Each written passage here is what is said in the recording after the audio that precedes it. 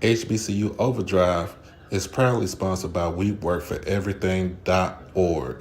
At WeWorkForEverything.org, this is for those who are trying to build for a dream with their latest hoodies, t-shirts, long sleeve shirts, and accessories and more. You can have it all here at a reasonable price. Black owned and operated out of the great state of New York. Like I said, get suited and booted. Check it out at WeWorkForEverything.org. Peace.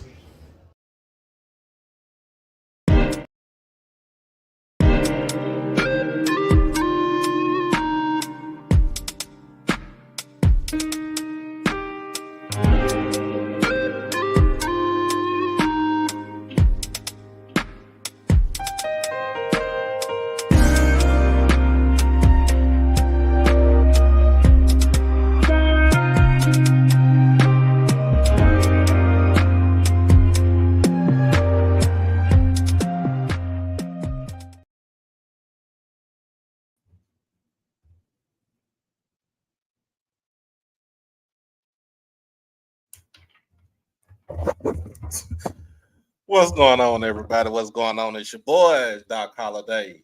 Doc Holiday. It's your boy, Doc Holiday. We're back with another HBCU Overdrive live stream. If you haven't done it by now, as always, make sure that you like the stream. Make sure that you comment, share, and most of all, subscribe to the channel. Hit that notification bell to get everything HBCU Overdrive. And I'm trying to check and see if my co-host is going to come on up in here, but let me see. She just texted me. Okay, so she said she's going on at 8. I'm on here at 7, so we must got our signals mixed. But I will send her the link to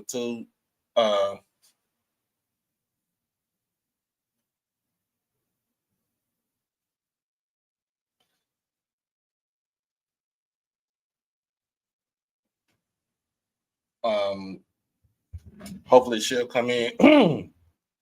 Hopefully she'll come in around in the after a while. I know she's leaving out of the stadium, so woo, y'all.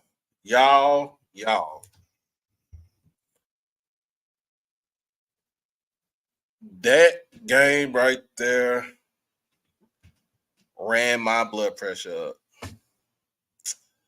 That that game right there ran my blood pressure up. And when I'm saying when I say it ran my blood pressure up, it ran my blood pressure up. How you doing, Miss Ellison? Everybody coming in. Come on in. Come on in. Hey, I know when I can eat my crow pie. I know when I'm wrong. So come on in. Hey, a clock is twice. A clock is right twice a day. So just let everybody know. I know when I can eat my crow.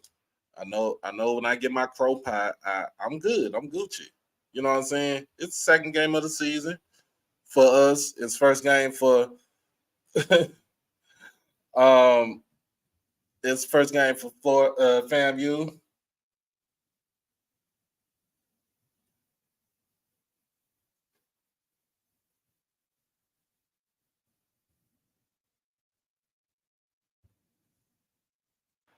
Uh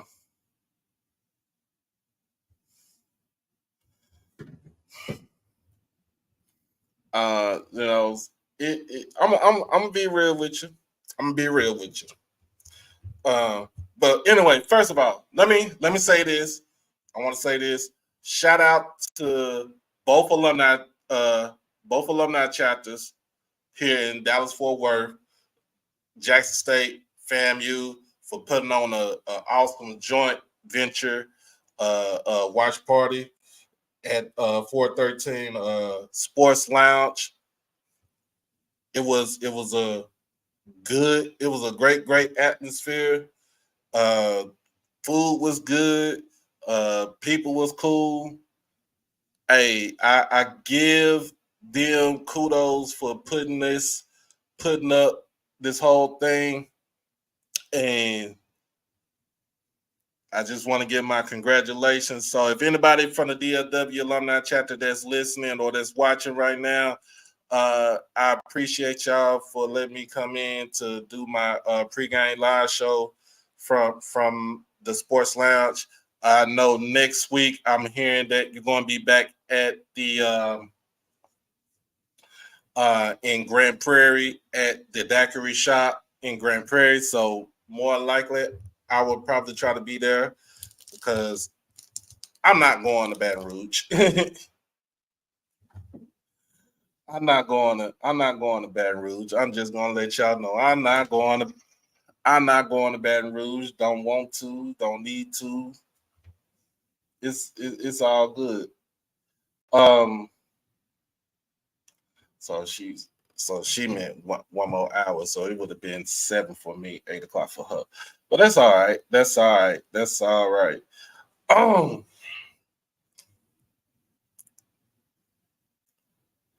hey, look, Blue, man, Mr. Mr. Campbell hit me up already and told me. But I'm gonna be honest with y'all. I'm gonna be honest with y'all. When Willie was on the show, he literally told us what he had got for Christmas in July. He literally told us what he had got for Christmas in July. You know what I'm saying? The thing about beefing up the offensive line, they really did not lose anybody off the offensive line because it had 2 players injured. You make an addition with Cardell Thomas coming in from LSU. You also make an addition with the running backs coming in, with Kelvin Dean coming in from Florida Atlantic, with Jaquez Yank coming in from Nebraska, and adding with Terrell Jennings. They, I'm gonna be honest with y'all, that what he brought in and on the defense, what they brought in on the defense was he said what he said. And I'm gonna give Willie his credit. I'm gonna give Willie his credit. So Tristan is not at Jackson State no more. So he left out. Sorry, let you know that. But it's 106 people. Make sure y'all hit that like button up in here, man. Make sure y'all hit that like button. This on the time you come up in here and get a post game show like no other. But anyway, y'all. Anyway, Willie came on this show. He told us what he got coming in from the transfer portal. He told us what he got coming in from the JUCO. He told us what he got coming in from the high school ranks. Now, let's see if they can actually sustain that for the upcoming season. Let's just see if they can actually sustain that for the upcoming season. Hold on, let me make sure my crew is on here.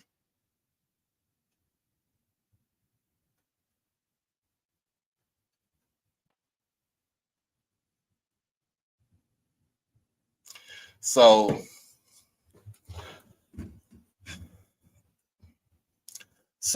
I'll give y'all my 3. I'll give y'all my points to this game. I give you my offensive and defensive player of this game. I also will give y'all my offensive defensive players from all around, the SWAC and the MEAC.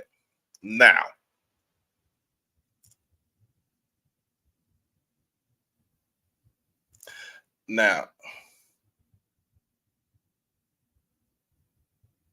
hold on.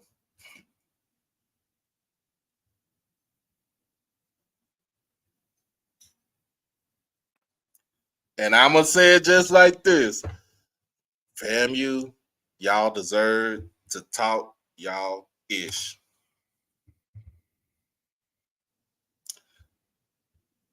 Y'all deserve to talk y'all ish. I'm gonna give y'all that. That y'all play big boy football today.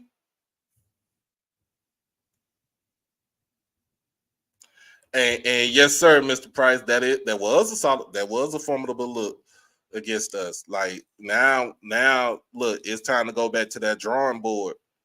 What can we do?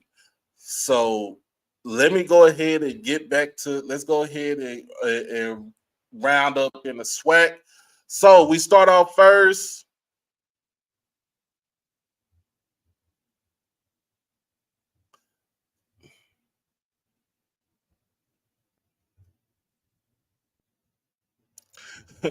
So we start off first with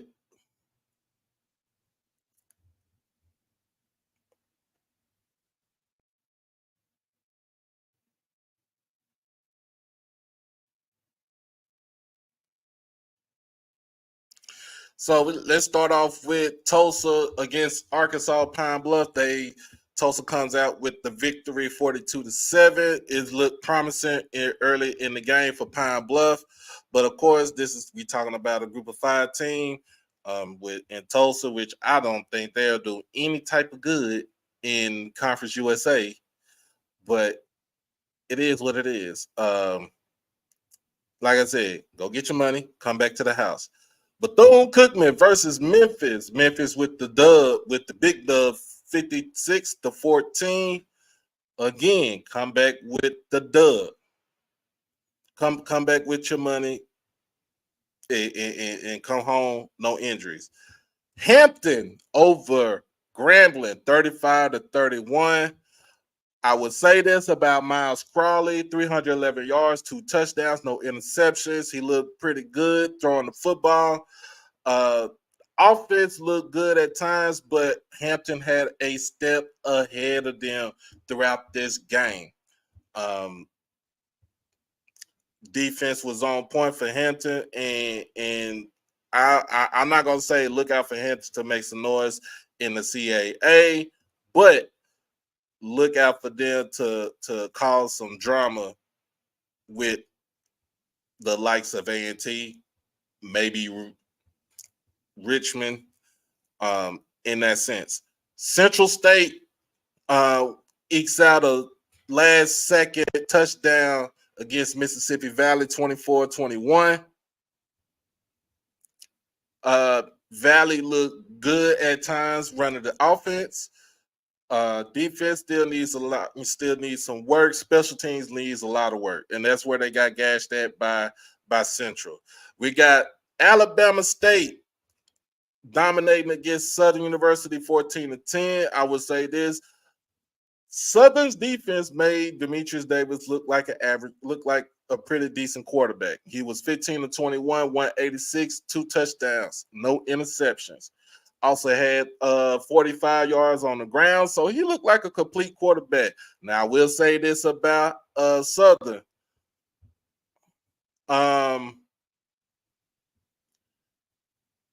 Harold Blood, I don't think he is the right one, but then again, it is the first game of the season, so it is to be determined.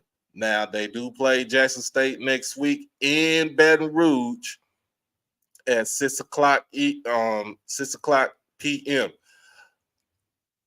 You got Vanderbilt dominating over Alabama A&M 47-13. Now, I'm going to just say it just like this. Connell Maynard does not care about winning out of conference games. He does not care about winning money games. He doesn't care about none of that stuff. He said he gets paid to win SWAC games. So it really doesn't matter. And he already said that they needed a miracle to win against Vanderbilt, the bottom feeders of the SEC. He said they needed a miracle for that. So let's not get into that. Southern Miss defeats Alcorn 40-14.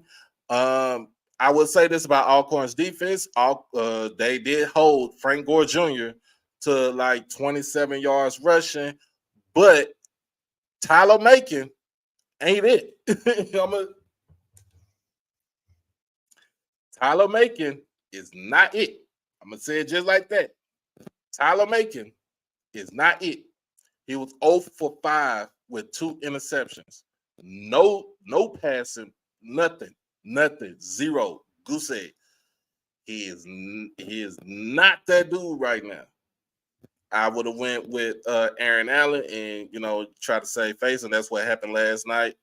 Um, so pretty much that Alcorn goes on to take on next week, Saturday in Nacogdoches against Stephen F. Foster, and then to last night's barn burner, Prairie View over Texas Southern for the 9th year in a row. For the 9th year in a row, Prairie View has beaten Texas Southern. The game was in Texas Southern's hands all the way up until Andrew Body threw a late pick in the fourth quarter. So Prairie View with the win in overtime, 37-34. Both quarterbacks for Prairie View and Texas Southern balled out. Trayvon had over 250 yards passing. Andrew Body close to 300 yards passing last night. Trayvon Conley, 20 of 33, 275, 2 touchdowns, 1 interception. He also he really didn't have to run the ball as much last night. The two-headed monster, Amar Antoine and Caleb Johnson, coming in combined 156 yards total with 1 touchdown as far as running the ball. They did look good passing the ball. Texas Southern, on the other hand, Andrew Body, 18 of 38, 286, 3 touchdowns, but like I said, 3 interceptions. 2 were very costly in the fourth quarter. All right. Ladarius Owens had 104 yards running the ball, 64 yards running the ball from Andrew Body. Ja'Cory Howe had 33. Quay Davis, Jackson State's Quay Davis, receiver, had 7 catches for 120 yards and 1 touchdown. I just said just like this. He is that dude. AJ Bennett, three receptions for 72 yards and 2 touchdowns. And this guy played both ways last night for Texas Southern. And Jaron Johnson, 6 receptions for 64 yards. So that's your tight end. Derek Morton had a 19-yard reception, and Ladarius Owens had an 11-yard reception. So pretty much that is what's going on in the SWAC. Prairie View takes the lead in the West. FAMU has the lead in FAMU, and Alabama State have the lead in the East. Everybody else is sitting at 0-1. And today's loss for Jackson State ended a 20-game winning streak in the SWAC.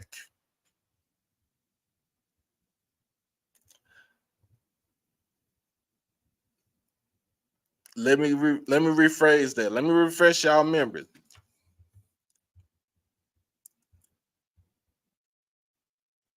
The last time we lost a game in the SWAC was in the spring season. We were on a 20-game win streak. SWAC conference win streak in the SWAC. We lost that today. So for 2.5 years, 2 years, we've been whooping everybody's ass.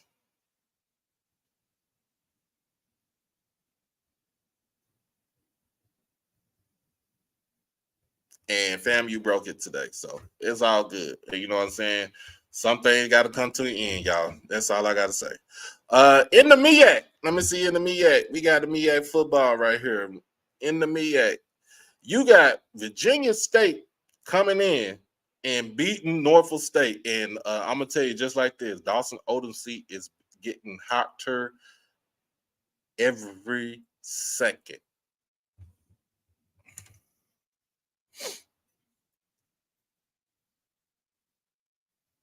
Dawson Odom's seat is getting hotter every second, especially with a loss to a D2 school. Not saying Virginia State is a slouch. They are no slouches. But to lose in the fashion that you lost, it sucks. Howard, they came out with a loss on Friday night against Eastern Michigan, 33-23. They look damn good, and they're going to give teams fits in the MEAC. I'm gonna just say it again. Howard looked damn good against a Group of 5 FBS team, and I feel they're going to give the MEAC hell. Also, Bowie State with a victory over Delaware State, 22-11. Kyle Jackson got his boys rolling in the first game. North Carolina Central defeats Winston-Salem 47-21. I mean, that's a rivalry game, so really don't matter. And Winston-Salem don't really too much care about football for right now. Charlotte with the 24-3 victory over South Carolina State. Jalen Jones, who is a transfer from Jackson State and Bethune-Cookman, looked somewhat pedestrian in this game. 13-19, 125, 1 touchdown, and 2 interceptions with 49 yards on the ground and another touchdown on the ground. In this game, Corey Fields did not start. Corey Fields did not start in this game. Just let y'all know. And the upset, the upset of the day, the upset of the night, Morgan State goes into Richmond and upsets number 18, the Richmond Spiders, 17-10. Damon Wilson and that defense played one hell of a game.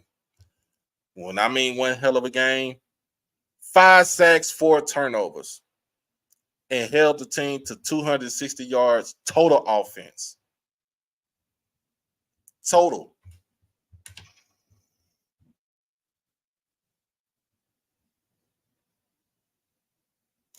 So, Clarence Kenny, Jalen Jones is playing for UNC Charlotte. And we're going to support TC to the end. Yes, we are. But anyway, let's get to it, y'all. Let's get to it. Let's get to it.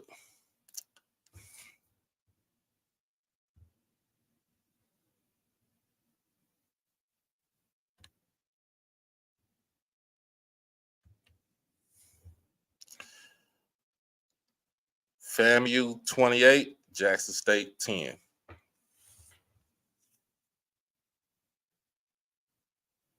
For those that's coming in, if you see what's on the screen, that is not a joke. It is what it is.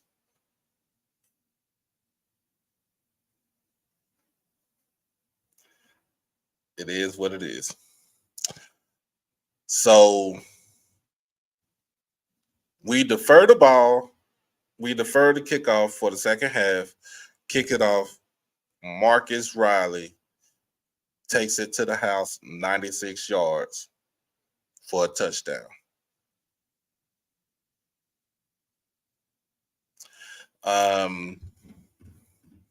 Didn't seem too much worry about it. Offense did too much worry about it. But, I mean, it was the first score. First off, let me just say this.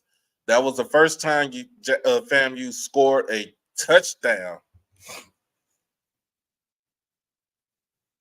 in 2 games, 2 years, to be exact. FAMU scored a touchdown for the first time in 2 years. Let that sink in.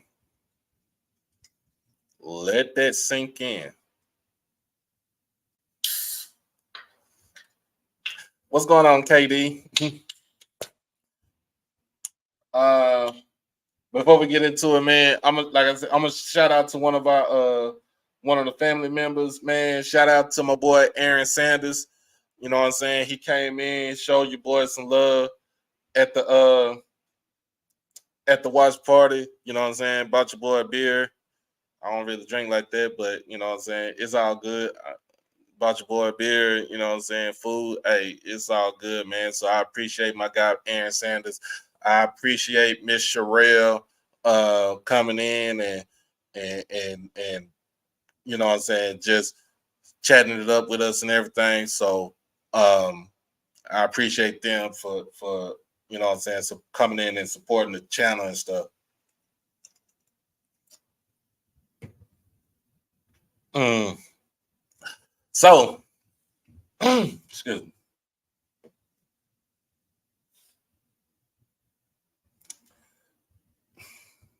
Hold on.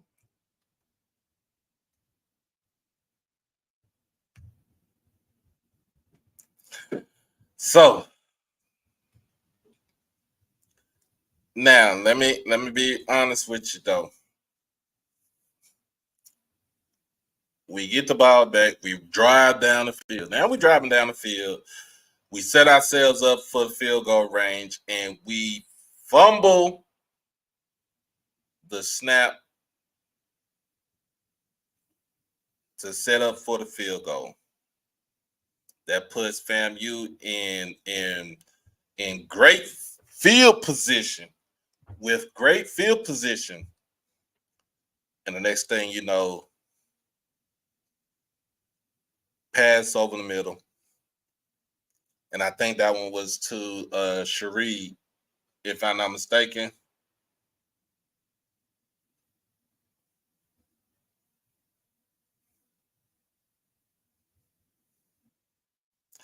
Uh, Let me make sure.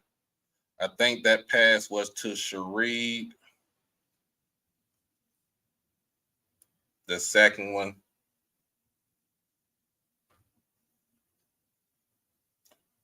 Oh no, it was so Trevante Davis was with the second touchdown pass right there, 18-yard touchdown pass from Musa, and then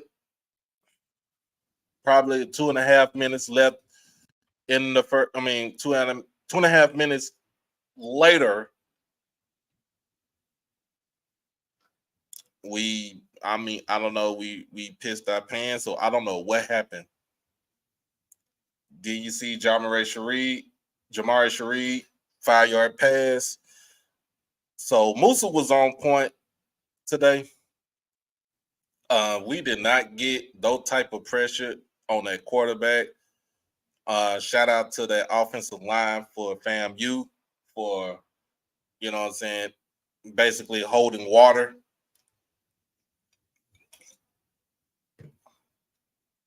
Um, and then in the, with Yant, that I'm gonna tell y'all about Yant. Y'all seen it. That boy is big. He is huge. 6'2". They one line 6'2", 235 or 240. I don't know. He looked big. He looked big as me. And I'm 6'4", about maybe 280.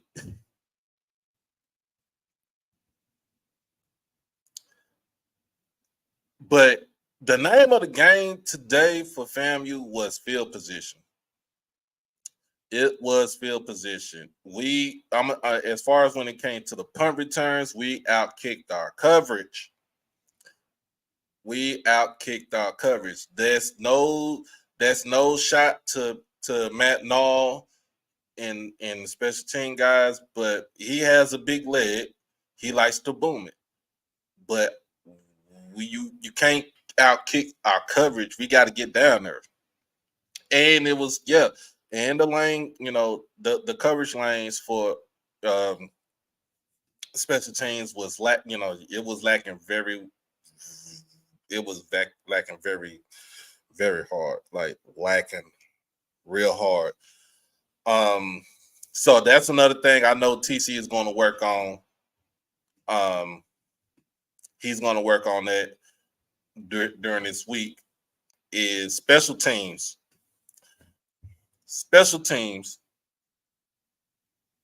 and run defense.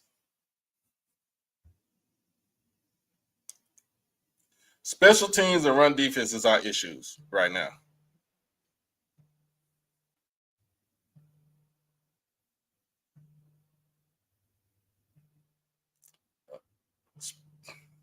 Special teams and run defense is our issue. Let me see if Mr. Ford, if Mr. Ford, you on here, I'm about to go ahead and try to invite you up here till we get someone on here.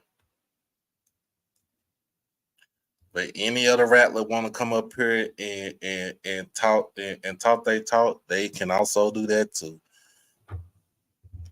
We don't judge over here. It's a no judging zone over here.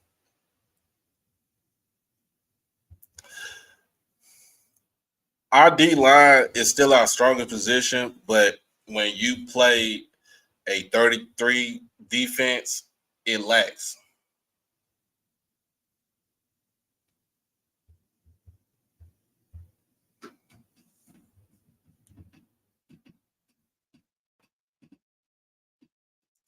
And come on, Shaka. Come on, Shaka. Come on up here. I got the link for you. Go on to talk your talk.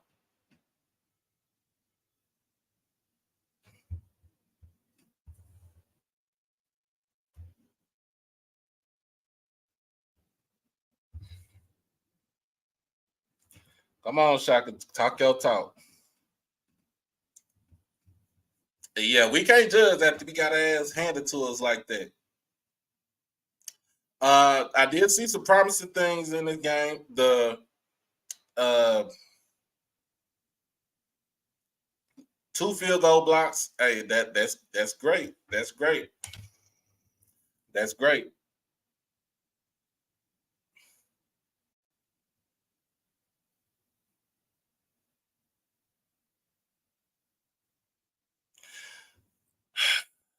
The 3-man front that they use is really, I mean, the help on the back end, but you need help on in the box. That 7-man front needs help.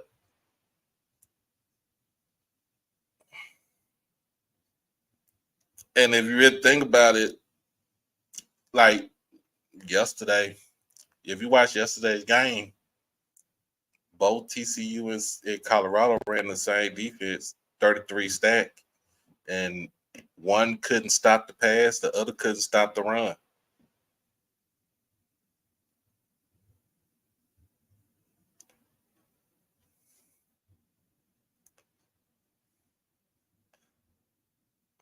One couldn't stop you think about it, one couldn't stop the pass, the other couldn't stop the run.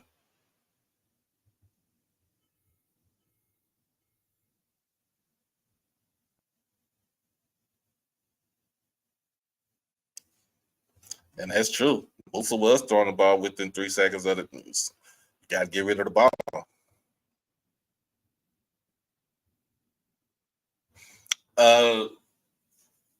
Another thing I'm gonna say, they schemed us to death.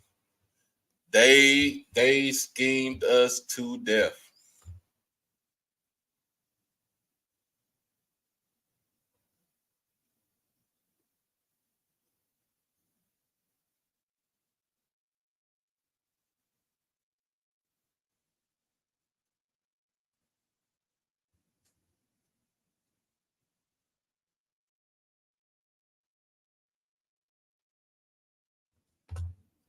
FAMU schemed us to death. Every situation we put them in, like third down, second down, second and long, third and long, 37, 35. They schemed us to death.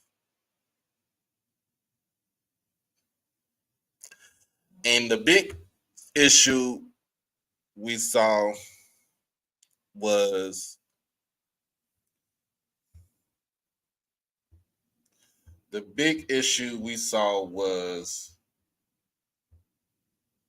they kept running the ball on the left side.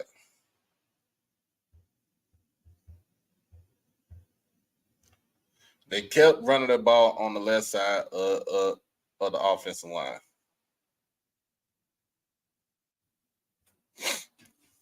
Like we was getting gashed for 5, 6, 7 yards on the ground when they ran to the left side.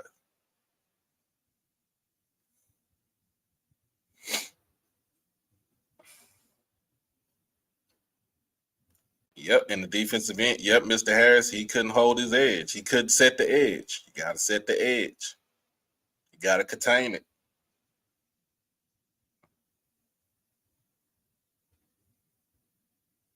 You got to contain it. So I give Willie an A for what he's done for the game that he called today. I give him an A. He has some. I can't give him an A plus. Certain things in his game that I feel like he was gonna Willie, and I had the memes ready for everybody, but I give him an A.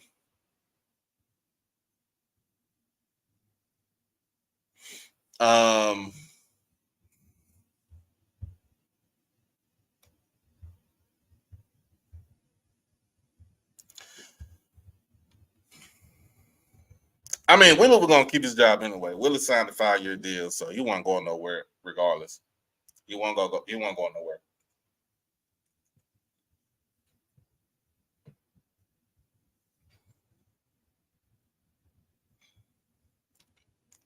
And then I also was running up the middle too. The guard center guard combination, they were running up the middle also. I'm gonna be real with you on that.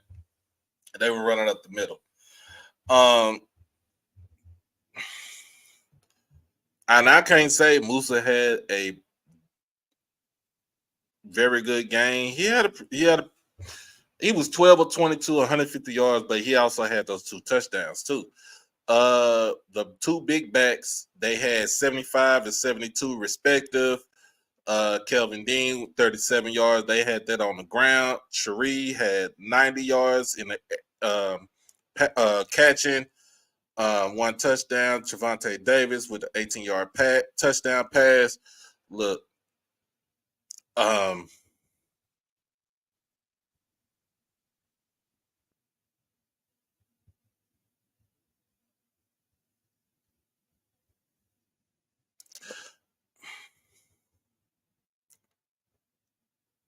so the best thing about Musa, he managed the game. That's really what they did. They managed the game. They had 358 yards of total offense.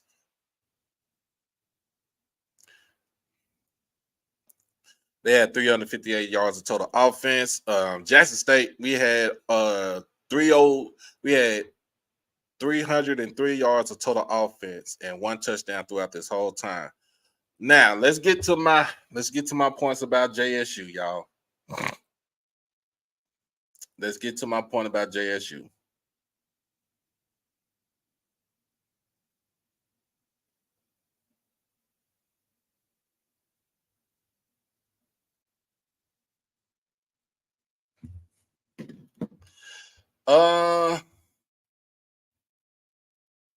If Coach Bradley wasn't running that 3-man front, do you think we could slow down the running game a little bit? I think we could have. I think we could have slowed down that running game if we was in a 4-man front. Because in a 3-man front, your ends have to be big. They have to be able to take up space in order for the linebackers to flow to the ball carrier.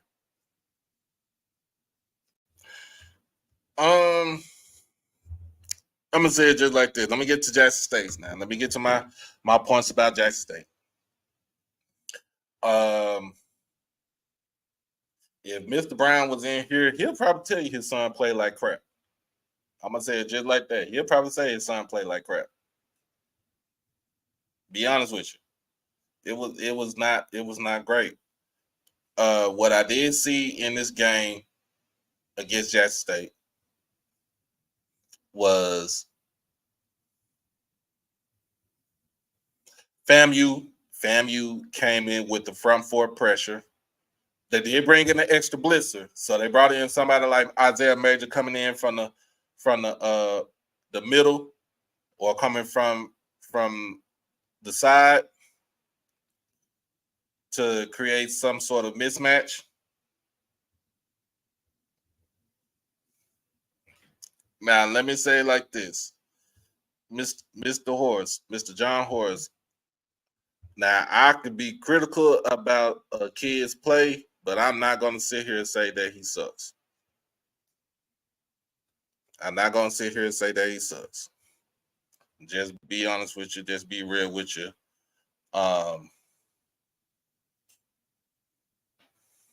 We're not gonna go into that because in a way these are still young men and they read this stuff. So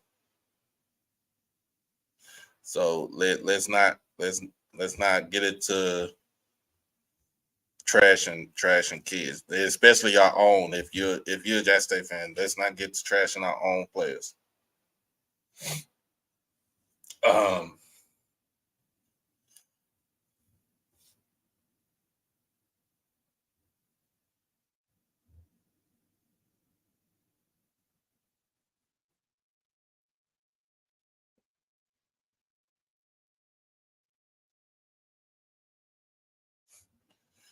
But on another note,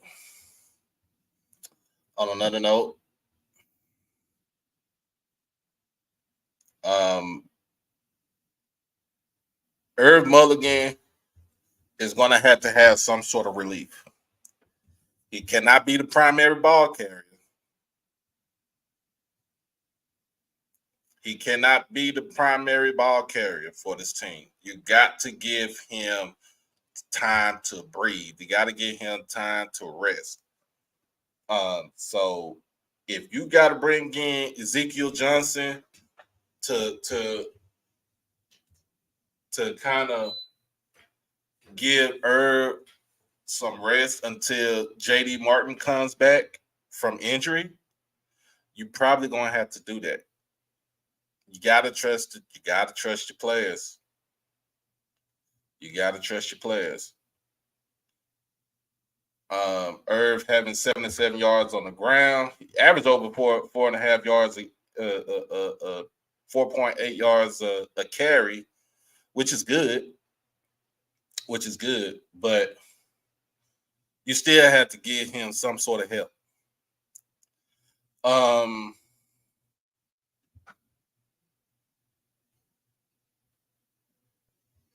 We all know Jason Brown cannot run, and it's point blank. He can't run. And you right, my boy. Fam, you were just a better team on the day, and the bully got bullied. That's it. So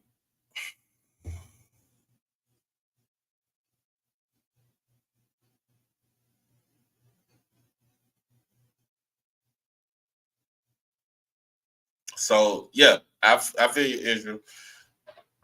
We got to, this game got to wake us up. You got to wake up.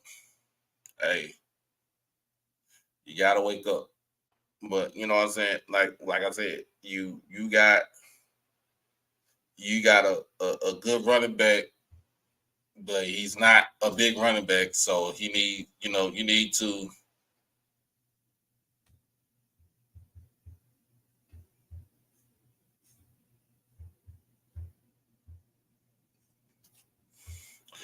So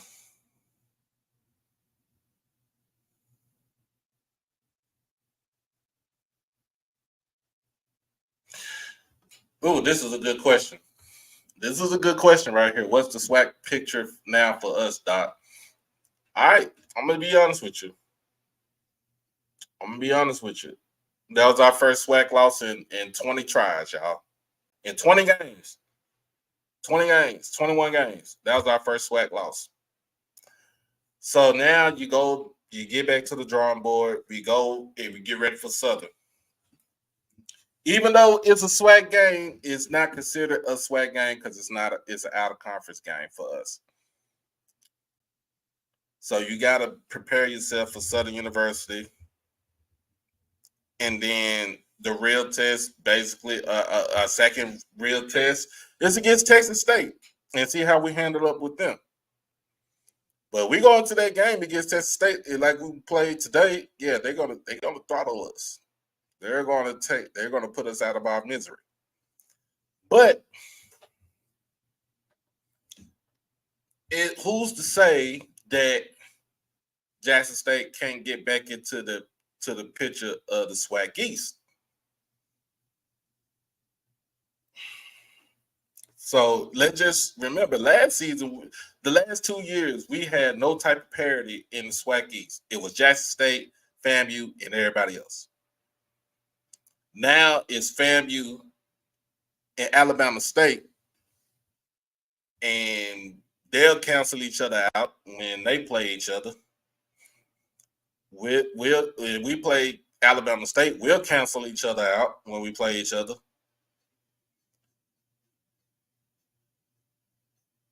So it's still going to be a 3-man race. It's a 3-man race in the division.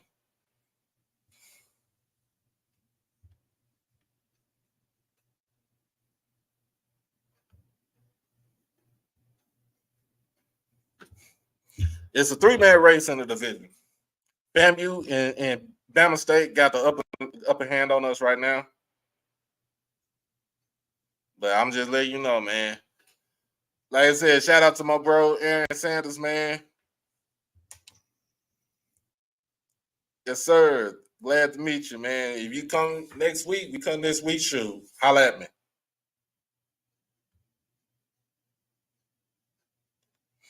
So we still have a chance to take the division.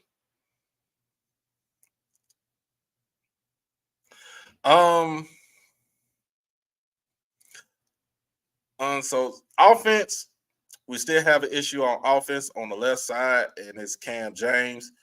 When it comes to speed rushes, he does not have the feet to keep up with those rushers. He doesn't. So my thing is, I'll put him. I would interchange that offensive line. I will put DeAndre Towns Blue on the left side, and I'll put Cam on the right side. That's when it comes to pass blocking. Pass blocking. It's not run blocking. Run blocking, we could be straight. Pass blocking is what we have the issue with.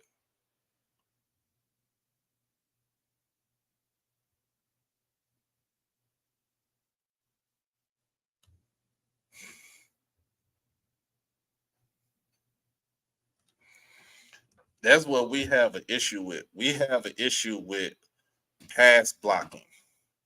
Run blocking, we're fine with run blocking. Pass blocking is a whole different thing. And if they keep coming on the blind side, it's going to be a long season for us, especially whoever the quarterback's going to be.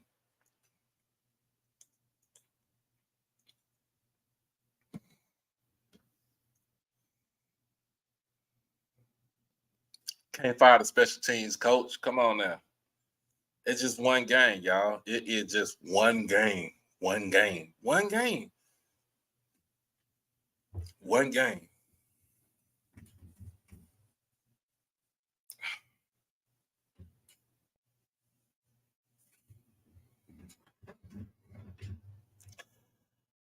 One game.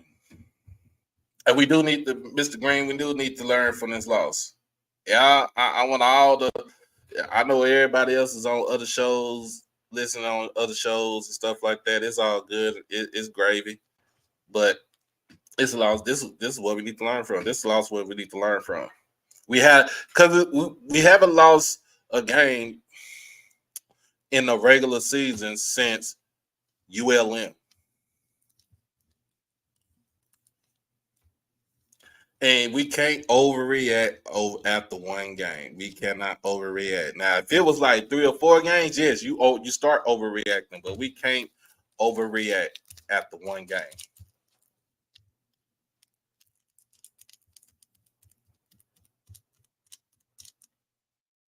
We cannot overreact after one game. So give it time. That's the reason why you play the game. You play the game, man. You play to win the game. And I feel like we were overconfident. I think everybody should be humble, even though yes, we got the victory against South Carolina State. And people can say they're in a good South Carolina State team, but you just don't know what they'll do when they get to MEAC play.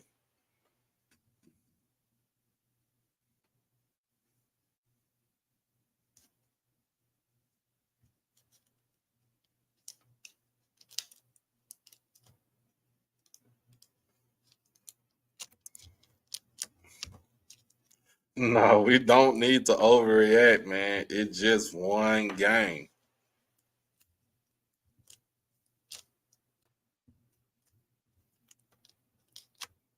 We got that one game. It's just one game.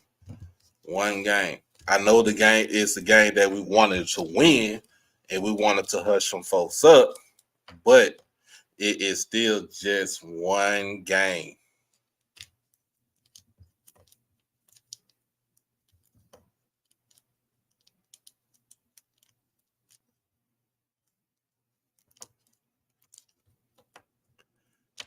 It just, like I said, it just give us something to work on. They give us something to work on.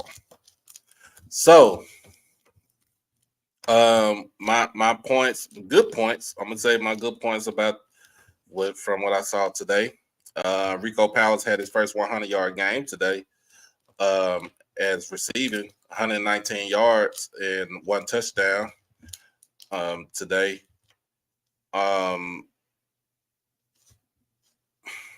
We saw what Zion McDonald could do in this damn offense. We saw what he could do with this offense. I think he's more dynamic with this offense because of the simple fact that even though it's supposed to be high pace, it's supposed to be fast paced.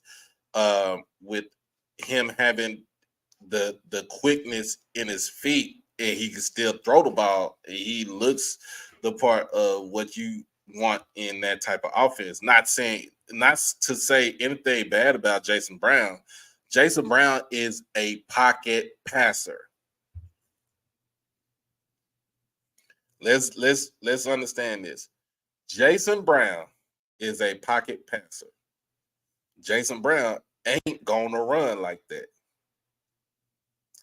If he wanted to run, he's not going to do that.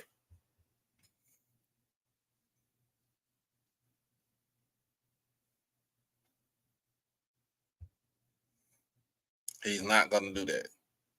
Jason Brown is a pocket passer. Zy McDonald is a dual threat. Jacobian Morgan is a dual threat. Grayson Thompson, everybody asks about Sunshine. Grayson Thompson is a pocket passer. Philip Short is a dual threat. Zion looked damn good out there when he got pushed in the game. He looked damn good when he got put in the game. You started seeing the offense click a little bit more when he got in. You started to see that fast pace, that up tempo fast pace when he got in the game.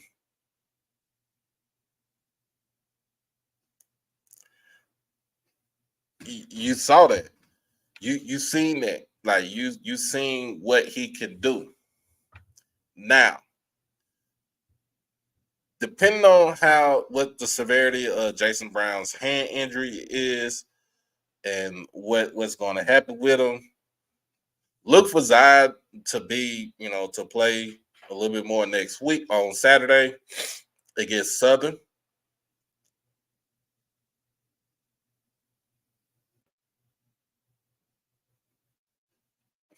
And he, look what's going to happen. Look for him to be playing against Southern. And it's one of those seasons where you got to like you really, you literally got to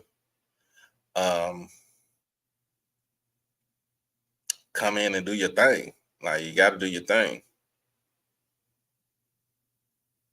And not saying, like I said, it's not saying that Jason Brown is not a good quarterback. He's a good quarterback. He's just a pocket passer. He is who he is. He's a pocket passer.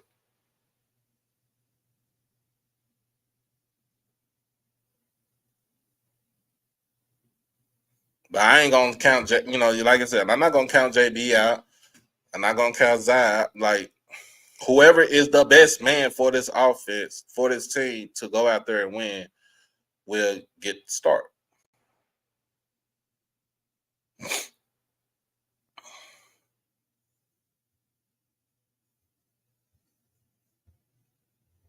I'm gonna say this: that fumble, they said it was a fumble by Herb Mulligan, was bullshit.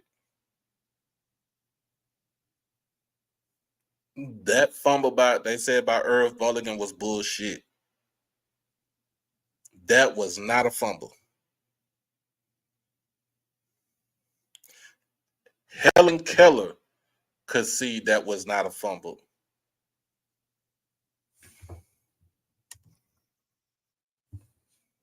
Stevie Wonder could see that was not a fumble.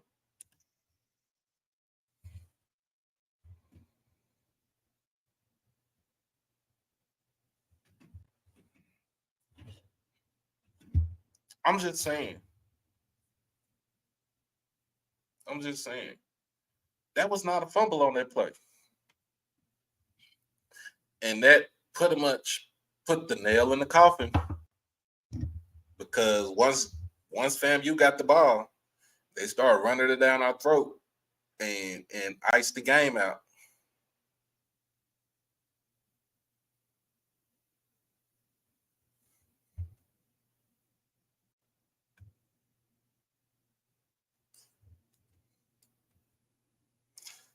Like iced the game out. They ran the ball. When they got the ball after that fumble, and it was like 7 minutes left in the game,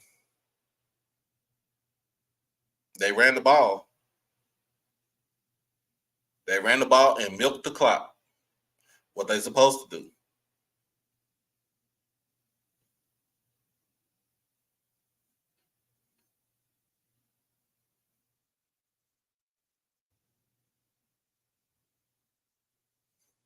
And what you saw in this game,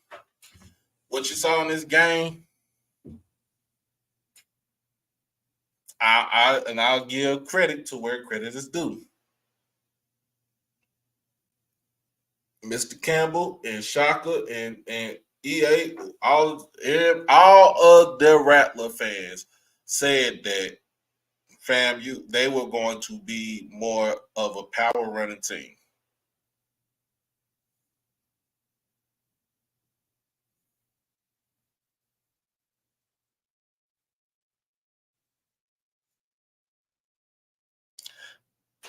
Being down 28 points, was it 21 points in the first half? And then TC go in and make the adjustments, and he makes the quarterback change. Unfortunately, he makes the quarterback change. He pretty much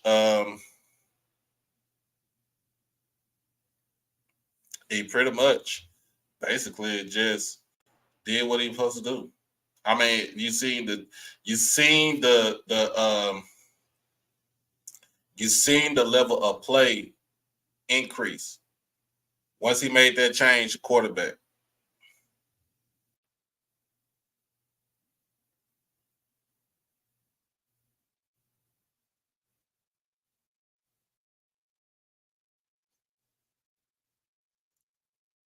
Once he made that change to quarterback, you seen the increase of the play.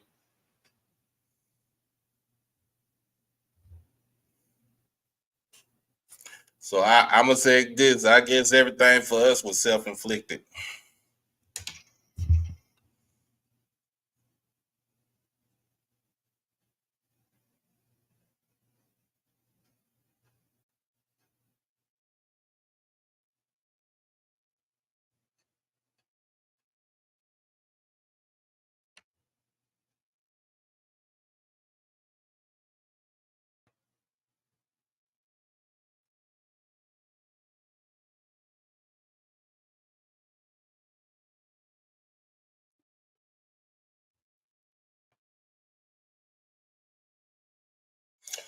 Oh, and playing in this game down in South Florida, it's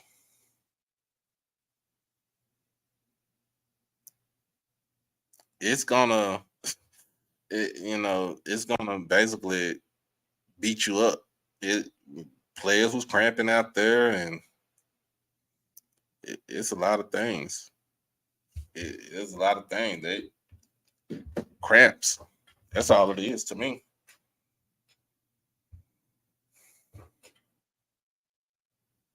Mm. Yeah, excuse me. I'm adjusting my body, so my sure.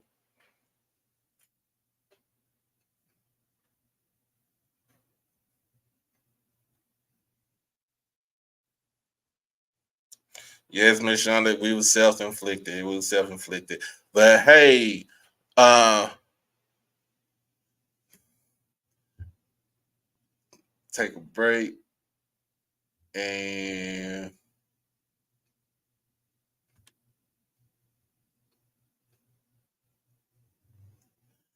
want to, man, if you can, hit the cash app because the channel don't pay for itself. We gotta pay the bills on the channel, y'all. So if you can, if you want to, just hit us. You want to, you could donate 5, 10, 20. We don't. I already know it was rent time. I already know mortgage done got paid this week and everything. But um, if you can, if you want to, you can go ahead and donate to the cause, donate to the channel. Um,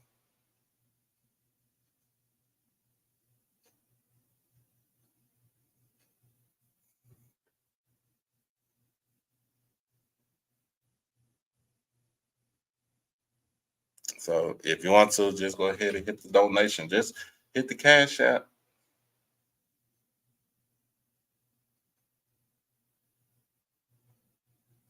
Oh, there's my buddy.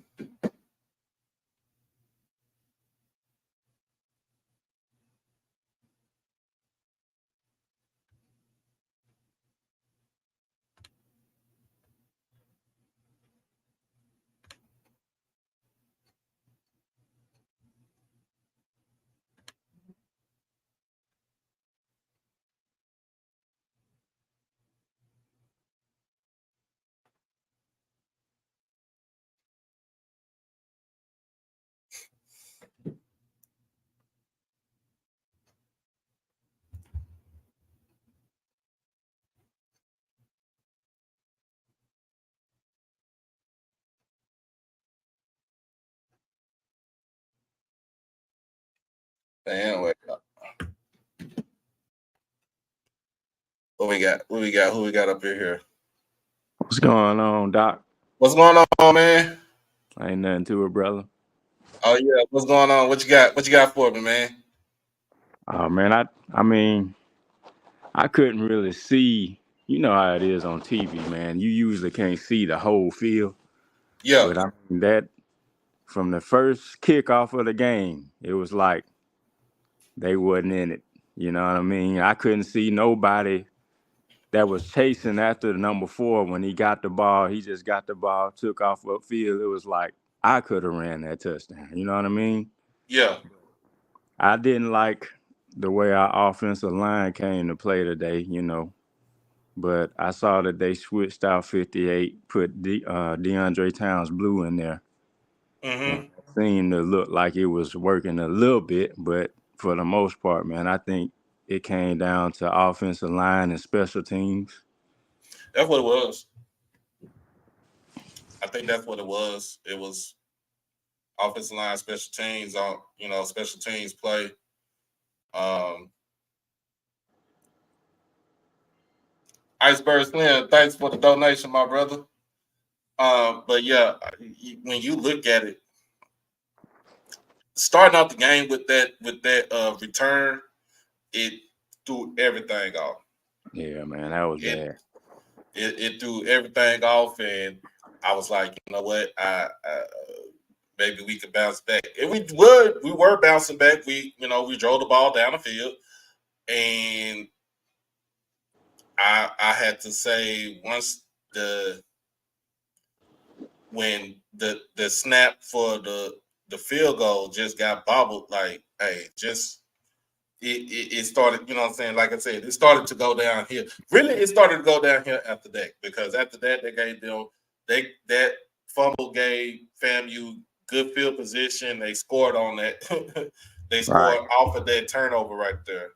Then we what was the other thing? We punt the ball again and pretty much they get better field position again and scored again. So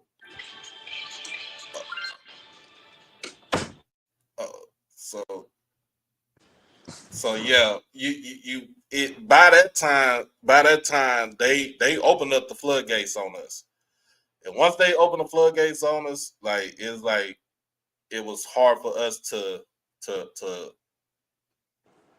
to get it going. And then once you made the adjustments in the second half, you started seeing it coming alive. Make the quarterback change. You start seeing the play come. The play call get a little better. You started seeing the pace go a little bit faster than what it was. Um, what derailed our momentum was that damn fumble. The one that was a fumble where they called the fumble and it wasn't a fumble. Right. That was what derailed us right there because that killed our momentum because we were going to go in to score on that drive. So then if you go and score on the drive, so that'll be 28-17. It's still a two possession ball game, but you still got I think you still got three timeouts left. Right. So using those timeouts, you make sure then you got to hunker down and play solid defense because what FAMU was going to do is run the ball down your throat. And you really couldn't do that. And I mean, we couldn't stop it. They was getting like 5, 6, 7 yards off of us on that last drive. And they iced the game. Yeah, So man, that tore us up real good, man. I wasn't real happy with the play calling as well. You know what I mean? Like I figured we was down 21-0 in the first quarter. The only thing that was really working for us on offense was running it. You know what I mean? yeah. And he wouldn't call any run plays. It was like pass, pass, pass, punt, pass, punt. You know what I mean? You got to get a good rhythm in the game. I felt like I know Maurice Harris is a good offensive coordinator, but in the first half of the game, I felt like he kind of panicked a little bit. I think a lot of the whole team panicked because of the fact that we were down by that much. Yeah. But there was this game right here. It wasn't flashy or nothing like that. It was straight up smash mouth football. Right. FAMU came into play smash mouth football and left us bloody. Man, I just hope we can regroup, get back together. Get that offensive line straight. You know what I mean? Oh yeah, Get the defense back on track. Which I mean the defense really didn't do too bad. You know what I mean? I think they only gave what 21 points. they gave us 21 points. Right, yeah. Special teams gave up the rest. But, I think, if we can get that special teams back on track, I still don't know why we kept punting the ball at number 10. Like we just kept giving it to them. At some point near the end of the game, I was just like, look, man, we need to, you know what I'm saying? I take the penalty on the kickoff. If we kick the ball, kick it out of bounds, just take the penalty because they getting too many yards. Mm-hmm. I mean, it was crazy, man. I didn't expect none of that. I thought we was gonna come out. I expected a close game, but I didn't expect 21-0 in the first quarter. Yeah, and they really and I say this for Brandy, she's in the chat. They really did study the film on us though. Like you got tape on Jason Brown now. You had a tape on him You had a tape on him when he was in the SEC. Had tape on when he was at St. Francis. You already know what you gonna do. You already know what you gonna get, man. But I appreciate you for jumping on, man. No problem, bro. Anytime. Anybody else want to come on up?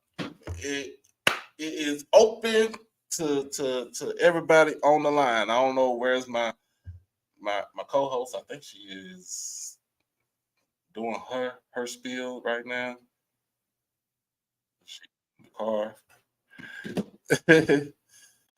Oh man, it's my guy, man. It's my guy. And he got his cup with him, y'all. Man, Hey, I got Arizona. I had a Corona. you know, I was at work, came home, seen the score in fourth quarter. Mm-hmm. I see, hit a long touchdown. I said we're on way back. I said we're on our way back. Referees, it's a damn shame when you have video replay and still can't get it right. It couldn't get it right. His knee was on the carpet. Mm-hmm. All you got to do is make the call that you see from the replay. Right. That changed the momentum. I'm not saying they would have won, because as we talked about during the week, we said the keys to the game, if FAMU started off quick, and that's what they had to do. And they did what we said they were going to do or had to do. Mm-hmm. But I felt that the momentum was starting to switch, because football and sports momentum goes from one side to the other side. So it's whoever can keep the momentum and prosper by it.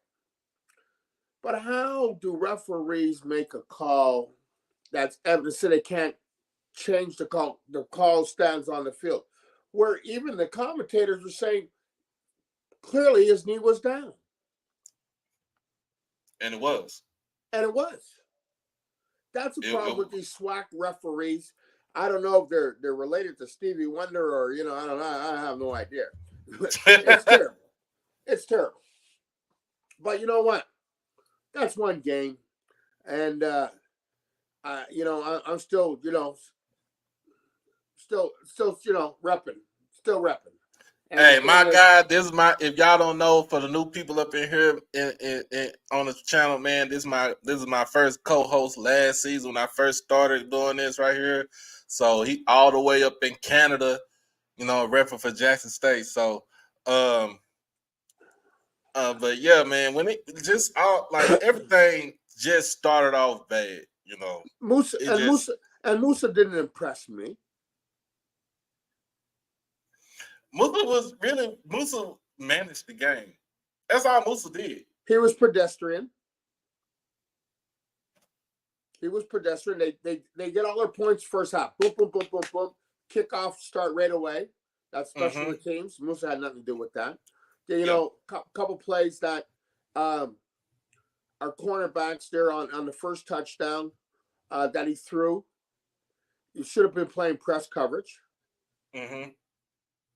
Big score. So, you know what? Sometimes you need to get punched. And you see what happened with Jackson.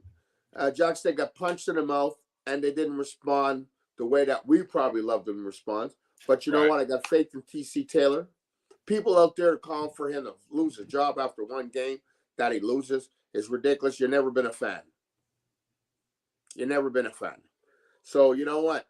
Sometimes you need adversity to understand the job at hand. And I believe in them. I really believe in them.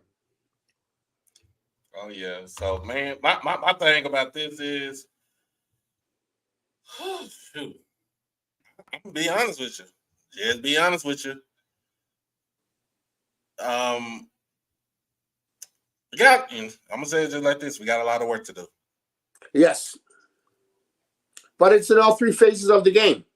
See, the first week, all three phases of the game played well. This week, all three phases of the game didn't play well. So you have to have all three phases of the game to play well to be successful. That is true. That's true. So my thing about this is everybody, do not overreact. This is our second game of the season. This is TC's second game of his coaching career. This is his first loss. You know what I'm saying? You can't win them all. You can't win them all. You can't lose them all. So let's like I said, let's not overreact. You know what I'm saying? You just got to go back to the drawing board.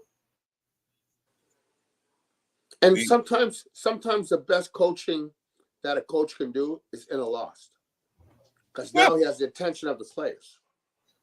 Now the players understand, like, listen, you know what? Maybe they were feeling themselves. You know how that is. You always say that, well, let's not be overconfident. You know what I mean? We're going to be game by game, play by play. But obviously, it's not saying they weren't prepared. I believe TC prepared them, but they didn't execute the game plan. Right. So, I mean, in our eyes, I feel like, everybody say, well, we talk like this is the best team assembled. In our eyes, I feel like it is the best team assembled. But there, you got to have it, it's got to have adversity. And I'm going to also tell you this, y'all. Everybody got to remember this. This is our first loss in 21 sweat games. There you go. And you know what? And one thing also we have to remember, this is a new team. This is a new team that has been just assembled. They lost a lot of players. Mm-hmm. Coaching staff was changed over. So it takes time. Sometimes teams gel a lot quicker than what we think they should gel. But you know what? This is a good time that hopefully that the players understand and say, hey, guys, we laid an egg. Simple as that, we laid the egg. We didn't play well. So now it's time to regroup. Their focus will be that much better, I truly believe. And the thing is, when the next game they play against Southern, right, they're going to kick some booty. Yeah. Hey, we accept that. Hey, EA, we accept the ass whoop that y'all gave us. We lost 28-10. We didn't lose 56-3. Because the game could have been worse. Yeah. The game could have been worse than what it is. The game could have been, it could have been bad. And I'm glad that we saved face. We got a touchdown in the second half. We left a lot of points off the board too. So I'm gonna just be honest with y'all. But I agree with the guy that was on there before I got on there. Some of the play when they came down right away, nice pass. They were down in the red zone, but throwing two play calls thrown behind the sticks, that wasn't great play calling.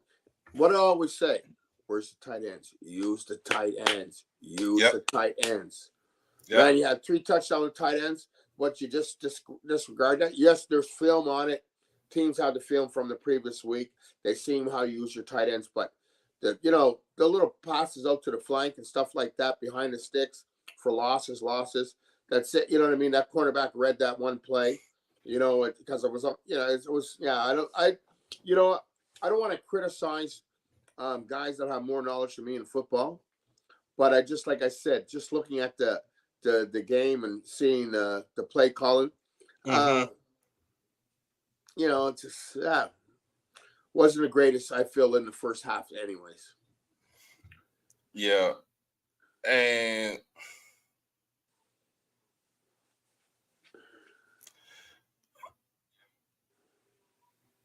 my thing about this is that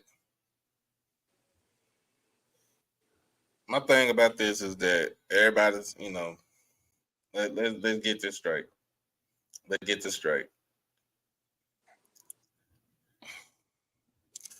Somebody made a comment about reason why, TC should have won this game because, Coach Prime would have won this game. No, you can't say that, though. You can't say that. We can't say that because Coach Prime could have lost his game yesterday. Yeah. He was supposed to lose yesterday. But the thing is, this is what happens with people. They want to live in the past and they're not understanding the present. It's what Coach Prime did. Like I said, I always want to be a Coach Prime fan. I'm glad that Colorado won. I'm going to be totally honest with you. But I watched, you know what I mean? They gave up 40 some odd points. So there's not saying much about the defense. But the thing is, you cannot put a hypothetical what Coach Prime would have did this year who's in JSU. You cannot do that. The thing is, he's gone. He's in Colorado. Hope they do well. I really do. JSU, TC Taylor.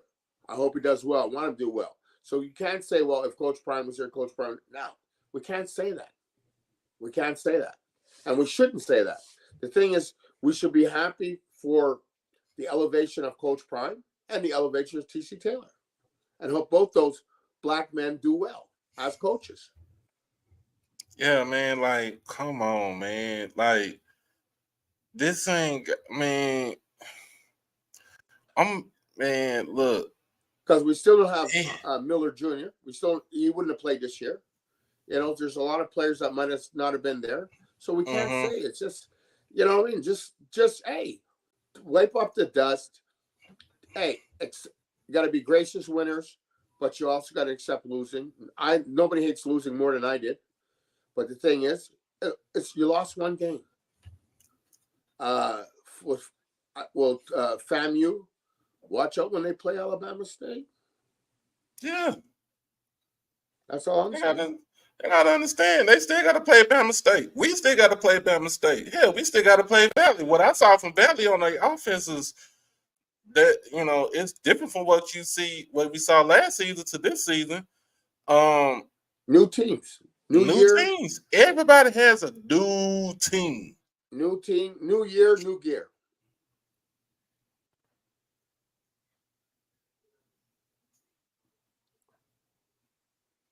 Like, come on now. Everybody needs to just chill out.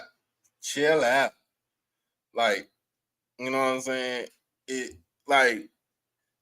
Pride came in his first year head coach. We won 3 straight, and then we lost 3 in a row. But you see, that spring season was a blessing for the simple reason it was like exhibition games. Yeah. You got to see what you had and what you didn't have. So now you can do what you need to do. Is he got rid of everybody, basically. You know what I mean? Yeah. He got rid of everybody. So the team, you know, he recruited guys wanted to come play for Coach Prime, and they went undefeated. They lost to what was Louisiana? Was Louisiana Monroe? Monroe. That they should have won. They should have won the game. Yes. They had no field goal kicker. Last year, we know they went undefeated, lost the Celebration Bowl because he announced too soon going to Colorado instead of waiting, in my opinion. A lot of players jumped into the portal. They lost how many? 7 or 8 guys on the defensive end? So the rotation. And plus, the young man didn't play because he was late. And it was stupid how they suspended him. Like I said, I'm a Coach Prime fan, but not everything that he does, I agree with. And that's just my opinion. So let's put everything in perspective. Let's not all of a sudden say this, that, and another. This year's a new year. TC Taylor is the head coach of Jackson State University Tigers. Yep. They beat South Carolina. Prime never did that. They went in, they lost to FAMU. Prime didn't do that. But the thing is, TC ain't Prime. TC ain't Prime. And we even go back to the play calling under Coach Prime's regime. It was questionable. Mm-hmm. Very questionable. Mm-hmm. I always scream in the last 2 years, especially last year, where's the tight end play? Where's the tight end play? Where's the tight end play? So, you know, it's early, man. Don't press the panic button right away because you lost one game. It's football. Any given Saturday. In this perspective, any given Saturday. Mm-hmm. I'm telling you right now, I'm saying it right now, JSU's are still going to play in Atlanta at the end of the year. Watch my words. I said it early. I'm saying it now. I'm saying it early. They start in Atlanta and they're going to finish in Atlanta.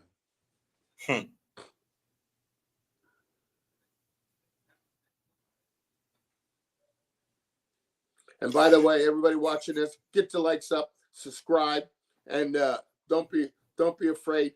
If your feelings are down, it's always good to donate. That way, you feel a little bit better. Always hit the cash app. Hit that. Trying to get some. We're trying to get some new equipment up in here. Basically, just trying to get a new camera. So, trying to get a new camera and let it work, so I can take it with me. It'd be the main camera to do the podcast for it, and then it'll be my actual camera when I go out there in the field and try to take pictures and stuff. So yeah, that's what I want to do. That's what I'm trying to raise money for this time. If you want to, make sure that you hit the cash app. Anything helps. Every dollar helps. So put it up in there. But yeah, man, when it comes, to me, like I said, it comes down to it. I'm gonna be real with you. We just got hit in the mouth. That's it. Mike Tyson went to Tokyo. He didn't think Buster Douglas would knock him out. Nobody did think, shoot. So things happen. In sports, things happen. This is the reality. Yeah. So, excuse me. So for right now, Tim, as I said, Tim, my partner in crime comes on here. I'm gonna get my offensive defensive player of the week. Let's see what we got.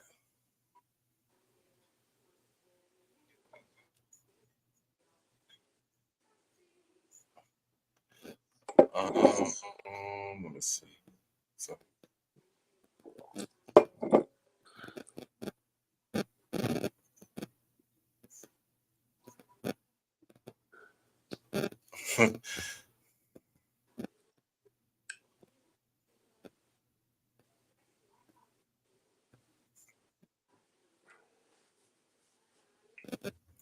All right. So overall, my offensive player, I think my overdrive offensive player of the week for this weekend is Trayvon Conley for Prairie View. Like I said, my man passed for 275 yards, 2 touchdowns, no interceptions. Led the team from a 17-point deficit in the Labor Day Classic against Texas Southern. Came back and won in overtime, 37-34. Ooh. He is my Texas Southern. offense. What happened to Texas Southern? They ran away from the run. They ran away. They abandoned the run instead of doing the pass. And I'm, like I said, Andrew Body threw 2 interceptions late in the game, but that's neither here or there. He also almost had 300 yards last night too. My defensive player of the week would be the whole defense for Morgan State. Morgan State, like I said, Morgan State pulled off an upset in Richmond against the number 16 Richmond Spiders, 17-10. They did, like I said, 5 sacks, 4 turnovers in this game, held the team to 260 yards total offense. What about that? You can't get nothing better than that. So those my offensive defensive players of the week. So and if you're doing good, man, you're gonna be added on to this too. You're gonna be added on to this too, man. But I should not be looking at this chat. But somebody's gonna tell me not to do. They're gonna tell me not to do it. But those are my offensive defensive players of the week. Stevie Candle. Stevie, stop your stuff, man. Stevie Campbell, stop your stuff, man. But it's a good. JSU started in Atlanta and then in Miami. I like that. That's good. But watch what you say, Stevie, because you know what? We keep your receipts too. Yeah. So we'll find. We'll see. Oh, y'all got a game against South Florida next week, this coming Saturday, and we got Southern.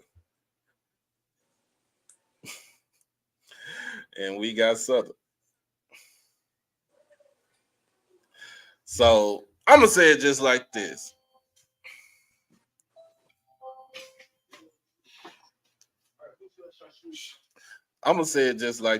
Man. Long season ahead. We got it going on. I don't see anything bad happening. I don't see anything, bad happening with this team right here. Just gotta go back to the drawing board. That's it. That's all I can say. We just gotta go back to the drawing board. Does he go back to Brown starting next week, or does he go? It all depends on his. It all depends on his injury. He did injure his hand wrist combination. I guess it was the wrist, and we'll see what happens. If he ain't good to go by at least Wednesday, or at least Thursday, then I would say Zion McDonald will be the starter. And I mean, and it'll be, if that's the case, that's a good stopgap until we get to Texas State. And then after Texas State, you got Bethune. We got Bethune. So let's get that, let's kind of have some sort of bright spot for this, y'all. Yeah, like we said, it's a long season, but next week is a crucial. It's a crucial game. Even though it's not a conference game.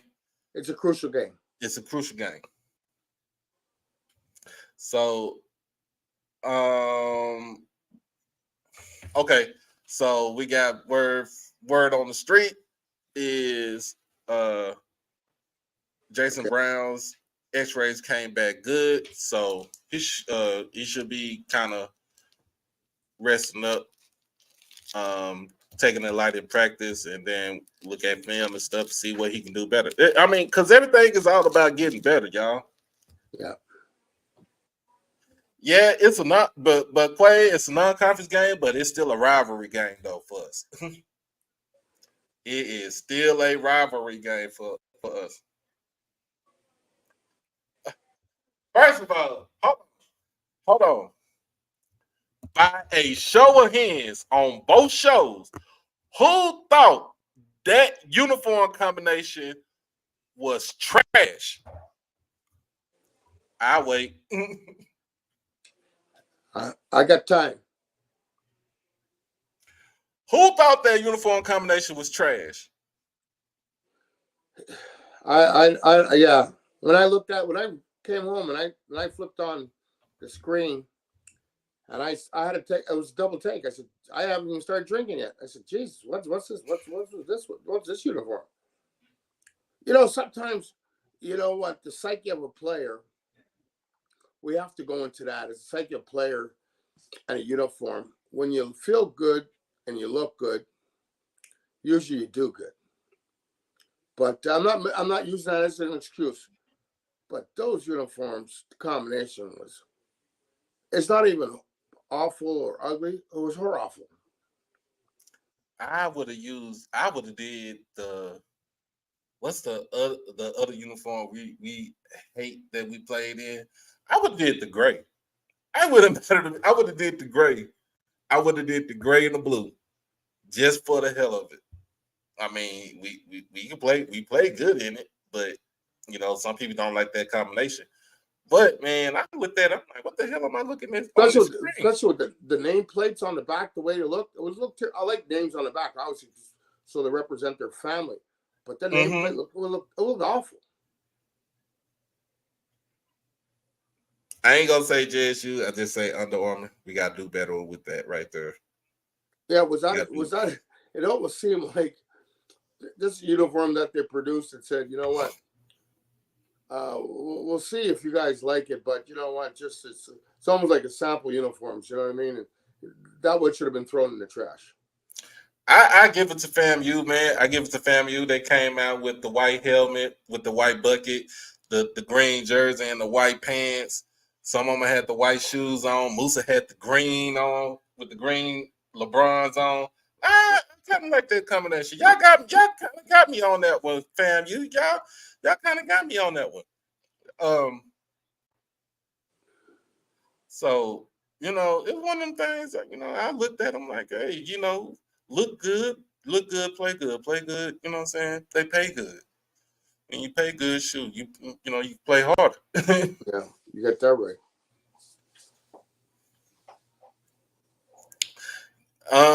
But yeah, man, yeah. But like I said, from the beginning, not TC, Willie told us what he was doing with this team. He told us from the jump, like this team was going to be different than what we saw last year. I don't think there's going to be anything that's struggling for last season to this season. Like I said, their offensive line got upgraded because they had two players that got injured in the first game, and they were out for the year. They come back, you add another player, and you move around some players. You change. You put TJ Lee at center. You bring Grable in. He's a transfer that came in. I forgot where he came in from. Cardell Thomas coming in from LSU. You put him on the left as a left guard, if I'm not mistaken. And then Jalen Goss is pretty much a bookend that he held his own today. Now, Devontae Davis, I think he's okay. I think he just cramped up. He cramped up. It was hot. Like, even though it was hot, it was muggy out there. Y'all gotta realize it's South Florida. Yeah. Different kind of heat. It's different kind of heat. You close to the equator. Shoot. Yeah, that's humidity. Shoot. It could be 89 degrees, but the humidity could be 100%. That ain't no good right there. Yeah, and you gotta properly hydrate not during the game, but leading up to the game.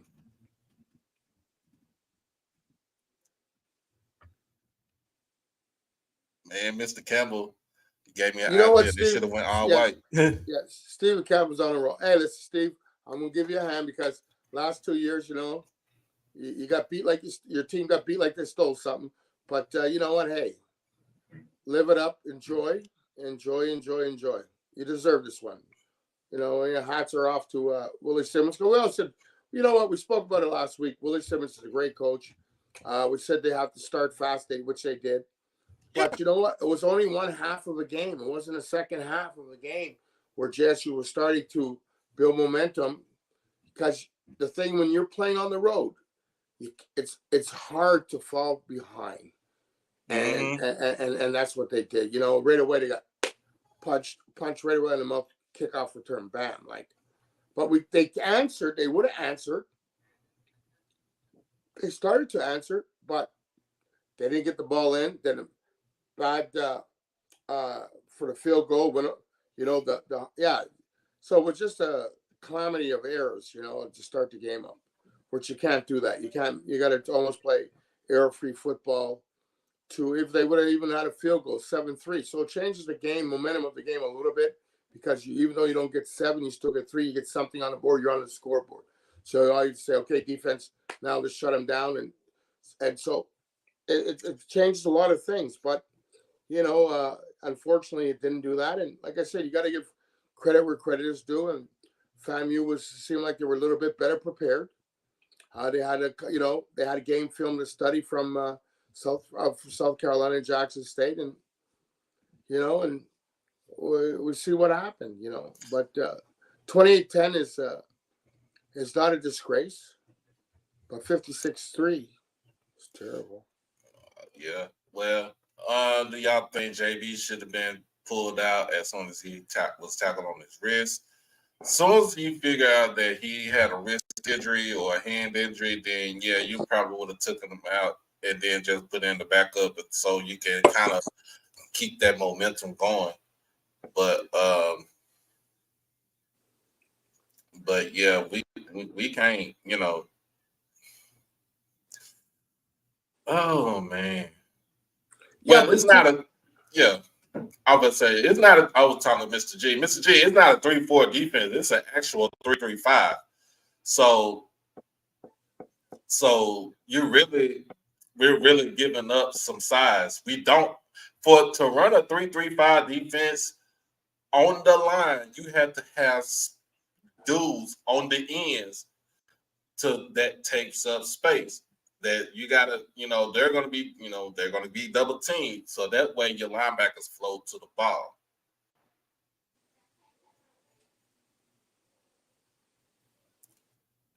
My boy Lauderdale.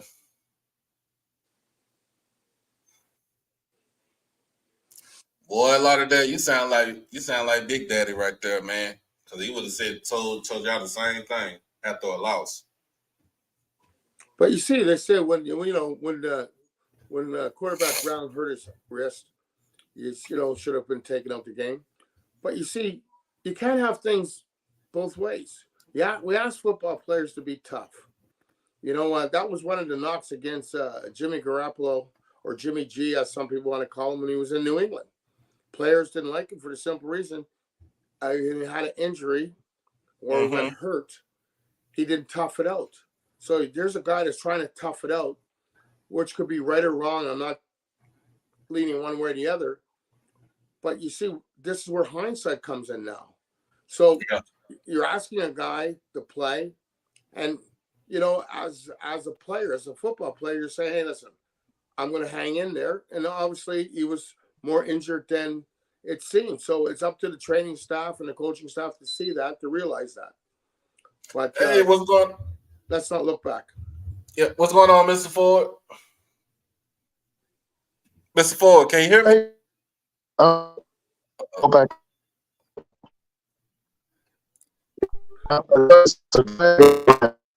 You choppy up. We can barely hear you now. I said we can barely hear you. I'm gonna go back out and come back in. No, you're good now. You're good now. All right, how about can you hear me now? Can you hear me now? Yeah, we can hear you. Yeah. Yes, sir. It's like mine is dragging something. Yeah, it's dragging. Jump out and then jump back in. I got you.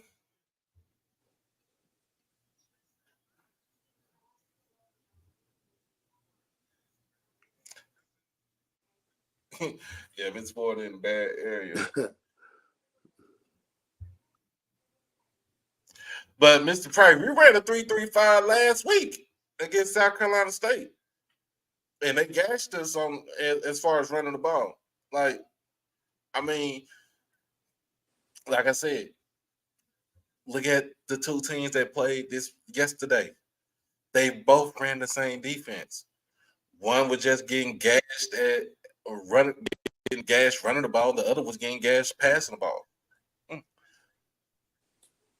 All right, Mr. Ford, can you hear us now? Uh-oh. Yeah, it's a little bit better. I'm gonna just listen a little bit to see if it comes through. Nah, can hear you now. I can hear you well, Mr. Ford. You can hear me? Yes, sir. Okay. So what you think about tonight, this afternoon's game, this game today?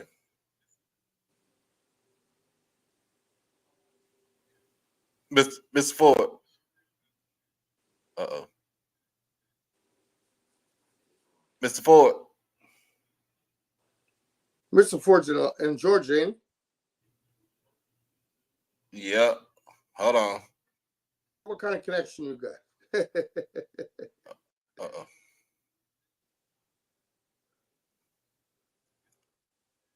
All right. Mr. Ford. It says having trouble unstable internet connections. Uh-oh. I think I had some technical problems. Okay. Let's get that. We're gonna get that fixed. Let me fix that up. So we get ready for Southern. What we need to know about Southern? Harold Blood, quarterback. Go after him. rattle him. So got to rattle, got to put him on his tail. Got to stop the run. At YZ.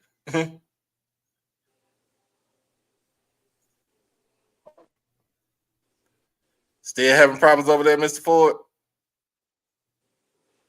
Yep. So,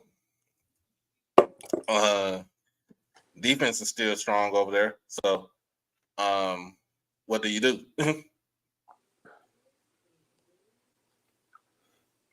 Who's playing quarterback in Southern there, Doc? Harold Blood. What's the book on him?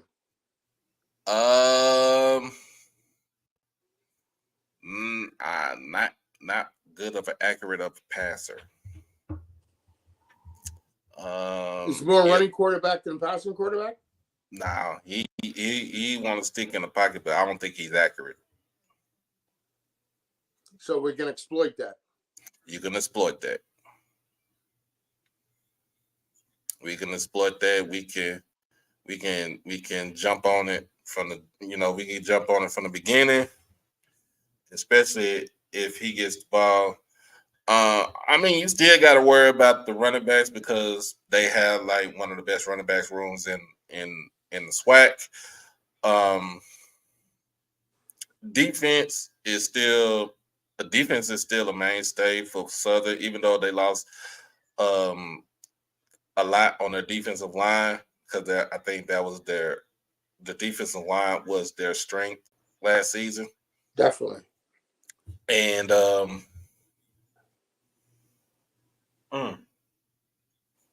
yeah, but you can't, I mean, if you have all those running backs and stuff like that, you can't get held to 10 points.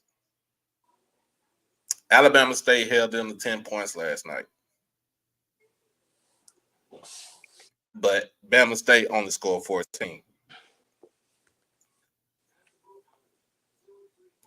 So what do we do? You make your adjustments to your special teams, you make your adjustments to the play caller. You got to get back into the rhythm, you got to get back into the tempo.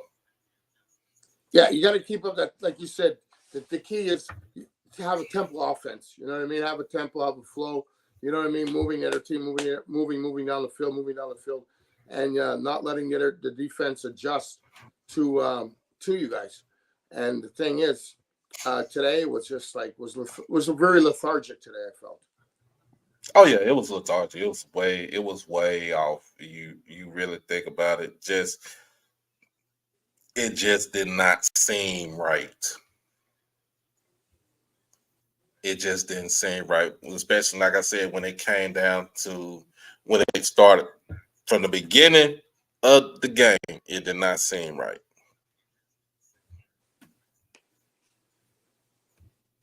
See, sometimes people they look at offense, look at defense, but they don't know the importance of specialty teams, the crucial role that specialty teams play. And when you have a good special teams unit, your team usually does well.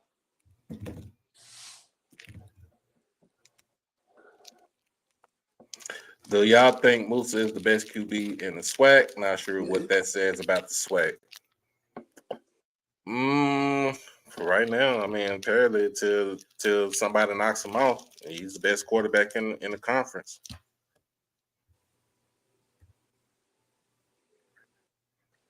I was like him to go to Andrew Body there, but like you said, I didn't see the game. I didn't watch the game them playing because I always liked how he couldn't maneuver in the pocket and use his legs, and he wasn't accurate. But I thought, this is his third year being a junior, thought he would be more accurate than it seemed to be.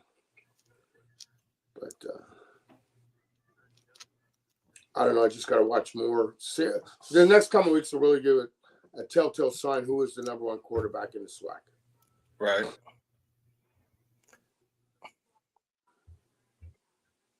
Oh, there you go. All right, Mr. Ford, can you hear us now? Yeah, I'm having like when I hear you talk, it's like a back drag or something. But Okay. Nope. we continue on. Okay. Well, we Okay. hear you So pretty good. we hear you pretty good. So what do you think about today's game? Okay. First and foremost, I want to congratulate the Florida A&M football team and the alumni and the school and everything. But at the same time, I was so disappointed in Musa today. I thought he was, the first quarter he kind of looked all right, and then I thought the rest of the game he was totally erratic. And then as Uh-oh. He froze up. Oh Lord, he froze up. Mr. Hey, Ford will be back. Mr. Ford will be back after a short commercial break. yeah. Yeah. I mean, but to me, he's telling the truth because, like I said, 100%. 12 of 22 for 156 yards. Very But I mean, pedestrian. the two touchdowns and and no interceptions, no turnovers, uh, helps his case. But he was very pedestrian. It was very pedestrian. But now, don't get me wrong. I seen More something game that I ain't. manager, more game manager than elite quarterback. So my thing is I saw something earlier today. He ran the ball one time, got out of the pocket, ran it, and I'm like, what the hell? Yeah, he ran it. He used his feet to escape from the pocket. Picked up a huge first down. I forgot what quarter. I think it was either the second or third quarter.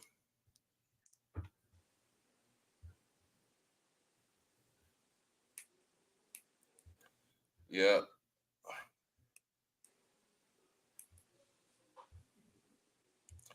He said nobody. My boy said nobody gonna go undefeated in SWAC conference play. I agree with that. I agree with that. I agree with that. All right, let's. All right, Mr. Ford, you good now? hey man, I'm sorry about all these technical problems. I don't know if my phone raggedy or what, but I'm sorry about that. Nah, you good, Mr. Ford. You good. You good. You good. So you were saying something about Musa being pedestrian. Yeah, I just thought he was terrible today. I thought I said, you know what? If he don't get better, he gonna lose his position. Because right now, I thought for them everything was clicking, but the quarterback position. He came out looking good the first quarter, because they scored 28 points, I think, in the first half. They didn't score again, right? Yeah, they Did didn't they score score again. again? No. Nope. They ain't score again not one time after the second They half. did score. They didn't. Yeah, that's what I'm saying. I counted. Wait a minute. He missed 4 wide open touchdown passes. Yeah, That's a minimum. but one time the receiver should have caught the pass, and he was bumbling and fumbling in the first half. They ain't not scoring in the second half, y'all. They did not score in the second half. Like they literally was they the defense put up a goose egg.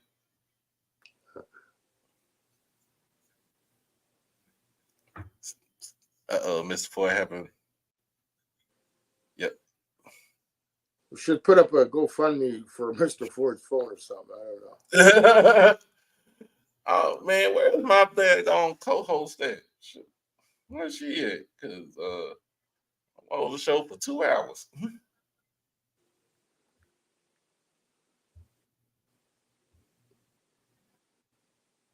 Like Mr. Ford makes a great point. Musa was very pedestrian today. It's, for being ranked the number one quarterback in the SWAC, we haven't seen it. Well, doctor, you're telling me hasn't been anybody better at the present moment.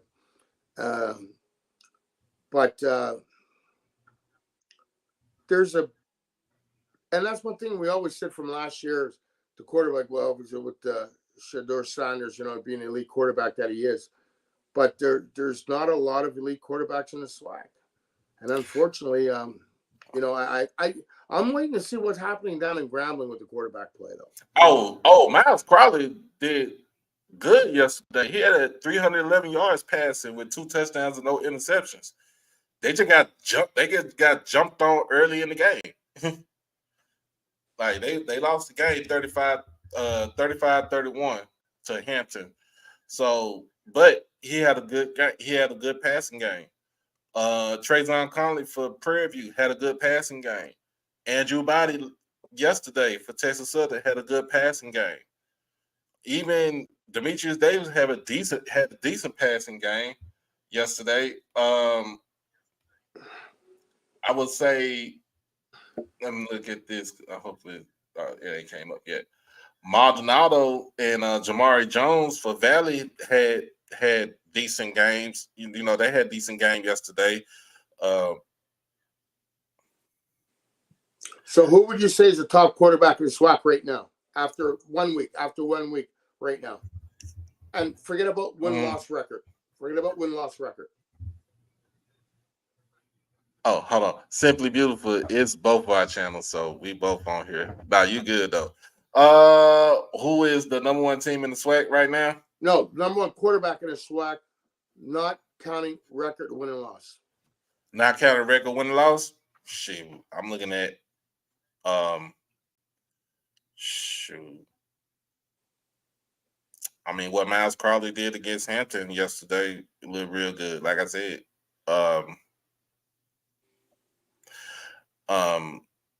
right now there's no top QB in the SWAC right now. There is no top QB in the SWAC, and you know you got to see it week to week. So then your week 1 quarterback of SWAC. My week 1, for this past weekend. Yes, sir. And without wins or losses. Without wins, losses. Best quarterback play. Best quarterback play. Shoot. Conley and Body. Conley and Body was going at it last night. Conley and Body was going at it last night. Conley for sure, because he brought his team back down from a 17-point deficit, tied the game, went into overtime, and took the team down the field to get the winning field goal. So it's Conley. Andrew Body could have been the top quarterback yesterday if he didn't throw the 2 interceptions late in the game. But that does not take away from the fact that he also threw 3 touchdown passes too. You get what I'm saying? Like, he threw 3 touchdown passes, but he threw 3 interceptions. 1 was a tip. The other 2 were just they were at the wrong time because it was in the 4th quarter. So do you think Andrew Body's decision making is where it should be?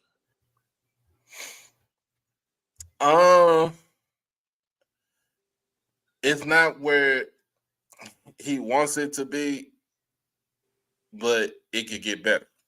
So I remember last year, some of the plays that he, some of his picks were, I said, questionable decision making. Yeah, I remember that. I love him as a quarterback. I think he's, last year I thought he was top 3. And, I'm going to go back and see if I can watch the game and just get some film on him and stuff like that. Because I think he should I thought this year he should just jump away from the pack, being a junior. I think he should jump away from the pack. Because with his, he's got a lot of natural talent, God-given talent. So I just want, sometimes it's not the physical, like from shoulders down, like Michael Irvin says, it's from shoulders up.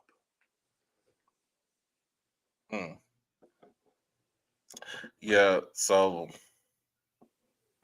my thing about that is that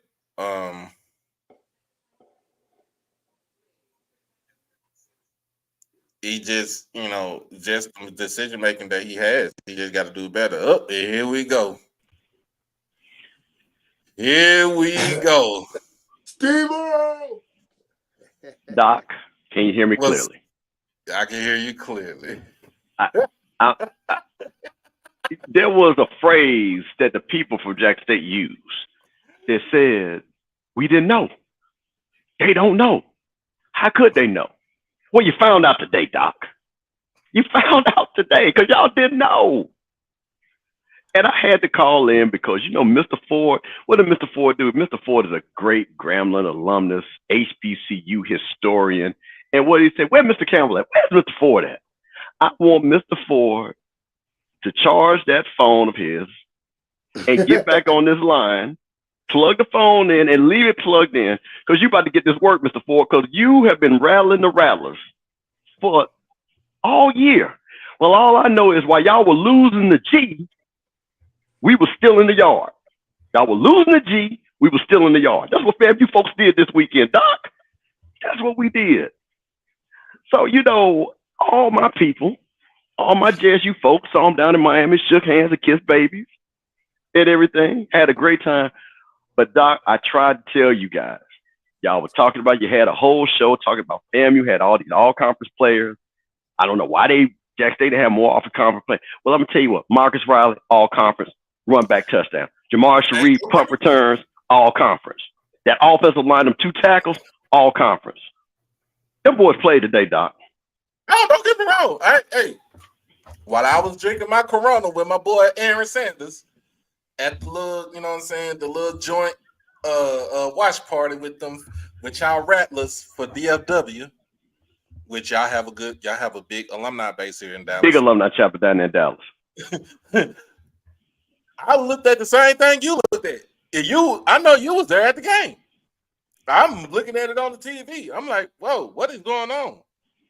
And don't get me wrong, like I said, y'all, your offensive line, you really didn't lose anything off your offensive line because your 2 players, they was hurt, they was injured, they came back. You made some adjustments, and Willie said on the show, he came on the show. He told me what was going on. He didn't tell me what was going to happen. He told me what y'all had got. We just had to see it for ourselves. And I understand some people that's down there, like your man Shaka, that's down in Tallahassee, that can go over there and watch the practice every day. We didn't know what y'all had. Y'all knew what we had. We didn't know what y'all had.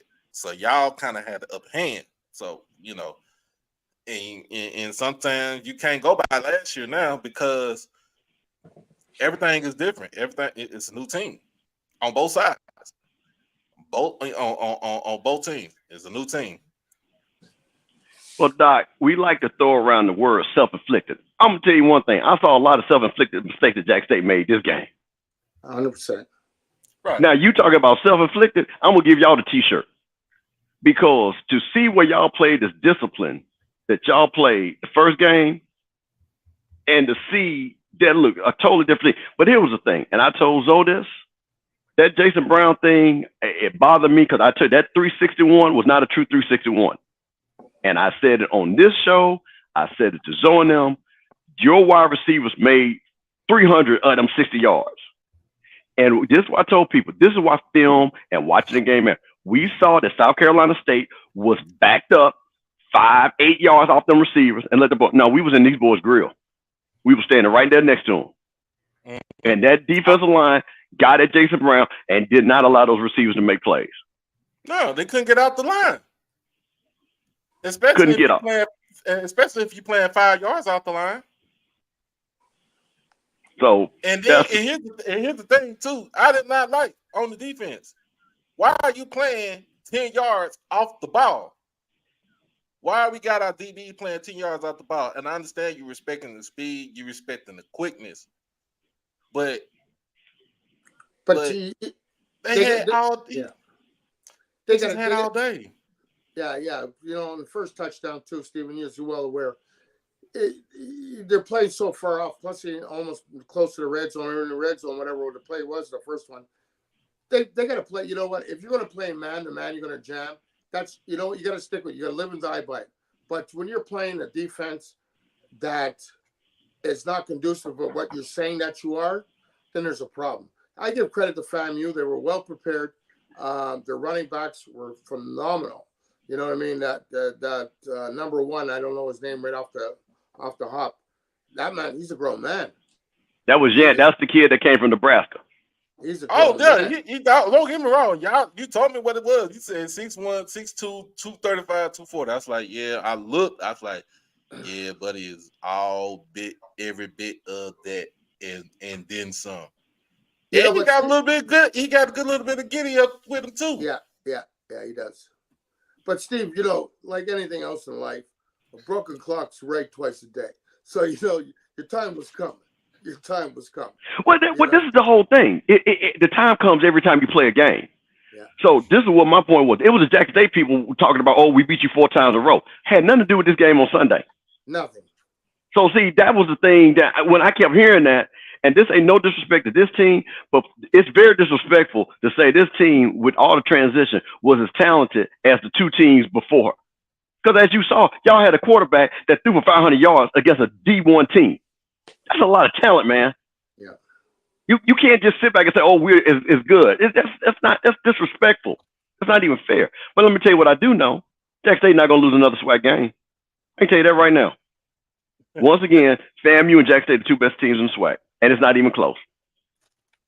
It's not even close. Wait. Oh, did I just hear you right? And where is my co-host at? Because she missing that action. I'm trying to figure out where she at. Well, I'm waiting on her too. I'm gonna come back in when she come back. But listen, man, we all watch all the SWAC games, right? Doc, you saw most of them this weekend, right? Yes, I did. Can you honestly say the 2 best teams did we not see them play today again for the 3rd year in a row? We did. Exactly. As far as in the East, yes, we saw the 2 best teams in the East. We saw the 2 best teams in the SWAC, Doc. I mean, are you telling me? Come on now. Let's be say honest. In the East, I'm just breaking down from East and Okay. West. That's how I'm breaking. That's how I'm doing. In the East, yes, we saw the 2 best teams today. In the West, you kind of saw the 2 best teams just last night in the West. Prairie View and Texas Southern, in a sense. And they can't. And we're gonna be. We play Prairie View on homecoming, right? I don't know if you know that. Yeah. I know. You so you already know that's an ass whooping that Prairie View gonna get. And we going down to Texas Southern to give them an ass whooping. Hey, it is what it is, man. so again, the level of talent that you saw on this field, especially on the defensive side, because Musa, once again, and this is what I'm glad the defense is so good. Musa, he's not a great quarterback. Okay. He's very pedestrian. Yeah, and like I said, I don't think anybody from FAMU has ever said that he was going to be all-time great. If he hit some of those throws in the next couple of games, then yeah, we could score 40, 50 points a game. Because he missed 3 wide open touchdowns. Just missed them. Point blank, period. Mm-hmm. So, so that's the thing about it. So again, this is kind of what I talked about. This team had experience, and experience showed. Yeah. They knew what they wanted to do on defense. They knew what they wanted to do on offense, and they did it. And then the game bogged down in the second half. And this is what again, I'm just curious, and I want to see, I'm going to listen to all the shows. I'm not going to call in, but Zay McDonald showed me something. And what was scary about him, he gave that extra dimension that caused FAMU a whole lot of trouble. Because see, unlike Jason Brown, we were putting him on the ground. Zay McDonald was able to get out of that pressure and move the chains. He kept those drives instead. And when Jason Brown was in there, guess what those were? Those were 3rd and 8s, 3rd and 12, 3rd and 10s. Yep. When on 1st and 2nd down, when we tried to get to Zay McDonald, he'd run for 3, he'd run for 4, and then guess what? It was 3rd down, it was 3rd and 4, and 3rd and 2, so you could turn those chains over. That was the 8. And I'm gonna tell you something. I was with a lot of FAMU folks when that game got 28-10. And then you guys got the ball back and was getting ready to drive. It got kind of tense, but again, our defense stand up, got the fumble, and then we ran the game out. That wasn't no damn fumble, Okay, that. well, I can't listen. I'm gonna do like y'all do. What the refs call is what I'm gonna accept. They called a fumble, we gonna accept it, just like y'all told us a couple of years ago. So we gonna accept it. And even if then you would have got that, still the game was gonna be won because, like I said, y'all weren't gonna get the ball back anyway. Because we were running the ball too well anyway. Y'all wasn't gonna stop it. So the game, like I said, the game really had been won in the first half. It was 28-0. Yes. But you know what? Momentum changes too. So, if like I said, I like to say if Butson wins, we don't want to run that scenario. But the thing is, I just wish the referees were just more on point, so we don't have to talk about the missed calls of a game. But that's SWAC football. Is my camera on here? Nah, we can hear you though, Shaka. What's happening? Oh, okay. So y'all got my camera blacked off? You got your camera blacked off. No, I don't. I got the camera on. Oh, that ain't me, man. I don't know what it is. Anyway, all those JSU fans that call me delusional, I think all y'all owe me an apology for y'all shit. Because it was a lot of people on both sides calling me delusional. I'm this, I'm that. I don't know what the hell I'm talking about. Jason Brown is this. Jason Brown the best quarterback in the SWAC. And I said it makes a difference when you're playing against somebody who can play. It just does. You know what I'm saying? And I told y'all, and y'all didn't want to listen to me. South Carolina State didn't get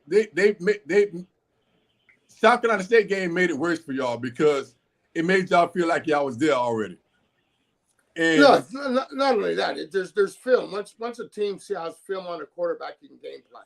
Yeah, but I'm just saying that game, and they didn't put up a fight. I mean, they just didn't look good at all. But I'm just saying they made y'all feel like y'all were there, so it was nothing really to work for. Like y'all didn't have. I don't know what they did this week in practice at JSU, but you can't when you get that look, when you get that feeling that you're already there, that you got the best quarterback, because it was coming from y'all, so I know it was getting to them.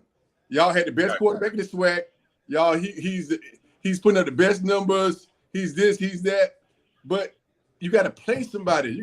It's the level of competition. Like, you got to. I mean, I when I saw that game and I just looked at it, I said, well, this is gonna give them a bad sense of what they really look like, because they're not really getting a good look. You know what I'm saying? It was even a good scrimmage. Like, they would have probably did better playing against each other. You know what I'm saying? It just wasn't a good experience for y'all to go and blow them out like that. And them boys just didn't have it at DB. They didn't have it at linebacker. They had a couple of people on the defensive line that was decent, but they just didn't have it as far as the defense. And their offense was even worse than their defense. So you already know. It's just like, I know what kind of kids we had on offense. I know what we was bringing to the table on offense. I know what our offensive line looked like as far as what they upgraded to. So I said that they're not going to dominate our offensive line like they dominated South Carolina State. They're not going to do that.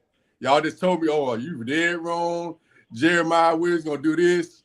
I didn't hear that boy's name all game. He might have had a couple tackle or two. I didn't hear the Jeremiah or DD name being called all night. So what did they do?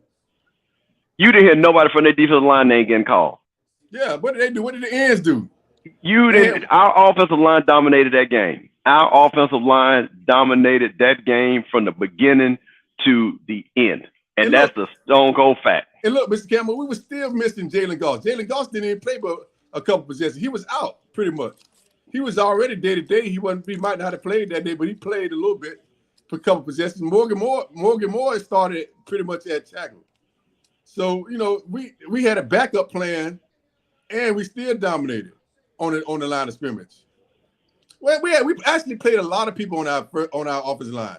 They brought in a lot of people. Our third string center came in. The white boy, what's his name? You know who I'm talking about. 66.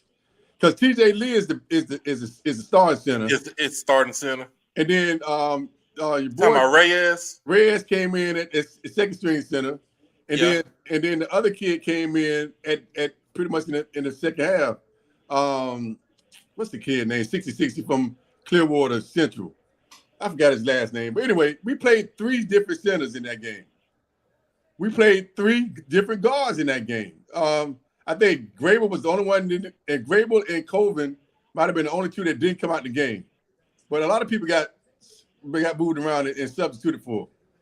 So we are deep at the offensive line. They told y'all we was deep. I never said that y'all offensive line was trash. I never said anything like that. Y'all kept saying I'm saying this just me. This comes from me. I don't know about anybody else. It comes from me. I never said your offensive line was trash. I remember I've already knew your offensive line was going to get better than what it was because you had two people that was already out last season. And then when you made those moves in the offseason, I just, they had to get better.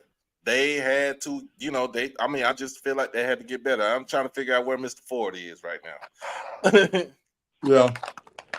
I just want to come in and say that. I mean, it was. I'm going to tell y'all about Musa. We don't want Musa to have to throw for 300, 400 yards. We don't have to have that. No, I wasn't even looking at that. The way, yeah, but we do. But wait, Shaka. But we do. Wait, hold on, wait. Miss Campbell, let me finish. Let me finish. Okay. We don't want him to have to come in and throw 340, 50 times a game and 300, 400 yards. We want him to be a game manager.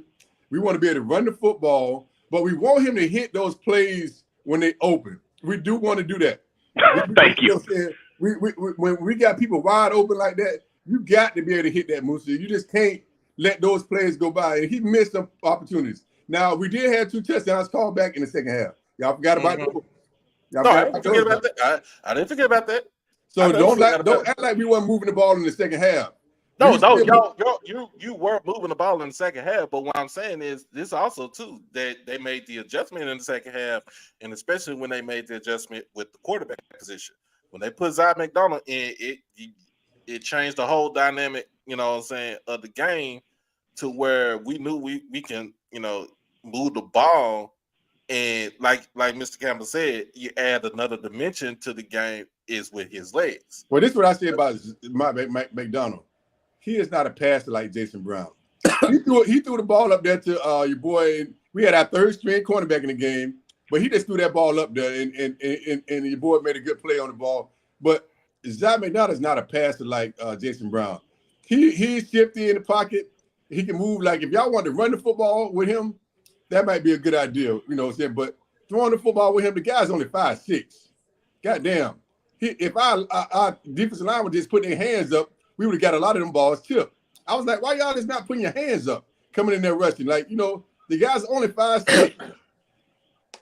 But so he's not. Go ahead. Let me ask you a question. I'm listening to you, and you know what? It's great when your team wins. You know what? You're supposed to have your chest out, and you feel good about yourself. You feel good about your team. Feel good about the program. 100%. Totally agree with you. But you was just saying they called 2 touchdowns back. Steven was saying even before, what the referees call is what the referees call. So you can't have it both ways. No. What the referees call is a fumble. That's different. They call us for being illegal formation, and the kid clearly asked the referee, was he on the line? And that shit that's pissed me off because I saw him ask the referee, was he on the line? And they called it for us a legal damn formation on that when we got that punt return back there going on our end. The other call was supposed to be holding on our tight end, and that was some bullshit too. Like, but it's all good. But you can't have it. You can't, like I said, I understand. Listen, I agree. But you said Musa was pedestrian, but he threw 2 touchdowns in the second half. He threw 2 touchdowns in the second half. But I'm only going by the words that you are saying. But he threw 2 touchdowns in the second half. They got called back. No, but did they count? But you still, but I'm saying no. But it was still production. It was still production. He went to the right guy. Shaka. He went to the right guy at the right time. Shaka, did it count? Yes or no? But that's not what I'm saying. You made it seem like he was. When you say somebody's pedestrian, that means he's not productive at all. Shaka, you said from your mouth, not from mine. You want him to be a game manager. You don't want him to throw 300-400 yards a game, right? Right. You said that. So you can't have it both ways. What's both ways? What am I getting both ways? But you said the 2 touchdowns that he threw in the second half. But they didn't. He didn't throw no touchdowns in the second half. He didn't. I mean, they didn't count. Okay. So they were productive plays. We should have scored on those. Yeah. Listen. If my aunt had balls to be my uncle, you okay. can't have it both ways. Okay, so what about Jason Brown then? Because No, but I agree. Listen, Jason Brown is a pocket quarterback. I totally agree with you. okay. So I'm saying, what did he do? What did he produce today? Was he pedestrian? Very pedestrian. Was he No, worse than pedestrian? he was beyond pedestrian. Pedestrian means you can move around. He didn't even move, bro. He only threw for 82 yards. That ain't even pedestrian. And I told him that Jason Brown didn't have no mobility. Wasn't gonna try to run out the pocket. I seen that in the first game against South Carolina. I seen that everything was working well for him as far as like that, the team as far, and like you said, Stephen made a great point. The yards that he threw for was more receivers than him. Hey Doc, let me ask you a question real quick, because I keep hearing this. Because I didn't see the game on TV. You guys see it. Did we hurt Jason Brown and break his hand or whatever in the game by him getting tackled, or was he already hurt coming into the game? What is it? So I need to end this excuse right now. Which one was it? Nah, we didn't break his hand. The X-rays came back good, so he should be. But he got injured in the game. He got injured in the game. So that means we hit him hard enough to injure him. Yeah. Okay. It was the hit. You guys promised me to drink. It was the hit. It was the hit that where I know he was getting flushed out of the pocket. They just somebody piled on him. It's pretty much it happened in the game. So he wasn't hurt coming into. Okay, yeah, because I'm seeing people trying to make the excuse but that means our defense put so much pressure on him. He got injured. That's my point. Our defense played well. Our defense put so much pressure on him that is the point. What is the whole goal? And again, not to make sure any kid lose his life or anything, but what is the cliche? Knock the quarterback out the game, right? 100%. Knock the quarterback out, and that's what we did then. So that's what FAMU did. We knocked y'all quarterback out. The guy that threw for 361 yards. Hold on. Let me address this right here before and my moderators go ahead and do your job. Do what you do. You cannot say Jason Brown is done with because it was just one game. Okay, it's one game. He's not done. You said this is what you coming out of your mouth said clearly. I clearly said Zai was the best QB minus arm power, size, and muscle, which makes him injury prone. Jazz, you had no business losing this game, but this only proves that TC can't coach. Bullshit. I call bullshit. I'm gonna call it like it is. TC can coach. We just had a bad freaking day. It was a bad day from the jump. It was a bad day. Punt return. Took it to the house. Block field goal. When it got great, they got great field position. And it led to a score. Punt. We punt again. Return that thing. Y'all return that thing out. What the third punt? Y'all return all the way to like the 30 or 40. Yeah. And then guess what? You scored. They scored again. Come on. Short yardage situation. Yank. Like 6 yard run. Touchdown. So you cannot sit here and tell me that TC cannot coach. That's bullshit. It is. Yeah, that's job for disrespectful. Doc, let me say something. That TC, again, we don't know what his final record would be, but let me tell you what when not coaching means is when a team is unprepared. Jackson State, that team was prepared. You could tell they knew what they were trying to do. They knew what they wanted to execute. They weren't in disarray. You got to give credit, just like you got to give credit. When y'all whooped our butts last year, you got to give credit where credit was due. Yeah. FAMU played a good game. That's why Jackson State looked like they looked. They ain't got nothing to do. That's disrespectful to say that TC can't coach. That has nothing to do with it. FAMU was prepared. They had a good defensive plan because, again, they saw a couple of things that Jackson State was doing that we felt that we could match up on. We was not going to let y'all run the ball. That was a fact. The whole thing, I can tell you, I told everybody what the game plan was. We're not going to let you run the ball, and we're going to make Jason Brown beat us over top, which he did that one time. That was the game plan. You saw the game plan. That was the FAMU game plan because we saw what you guys did. You cannot let him have those 5, 6, 7, 8 yards and let your wide receivers be playmakers. You can't let Mulligan get You got to tackle him the first time.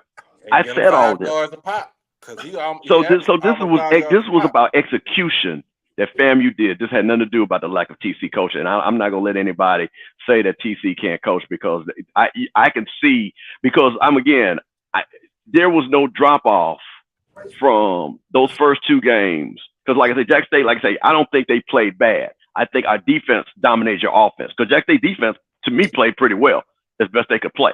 They gave up a couple plays, but like I say, to a lot of point, we played excellent on special teams. We played excellent on special teams. We flipped the field position on punting also. So that's the thing. So I'm sorry, Doc. I just wanted to say that. No, you good. What's going on, Brother Picardo? What's happening? What's going on, man? Excuse me. Can y'all hear me? Yeah, we can hear you. Oh yeah. Look, man, that was that game hurt, but you know what? FAMU defense played good. Their special teams played great. Anybody trying to act like Musa did something is just somebody just caping for Musa. But FAMU won the game, and they should be credit. They should credit their special teams for putting them in position to win the game, because nothing else their offense did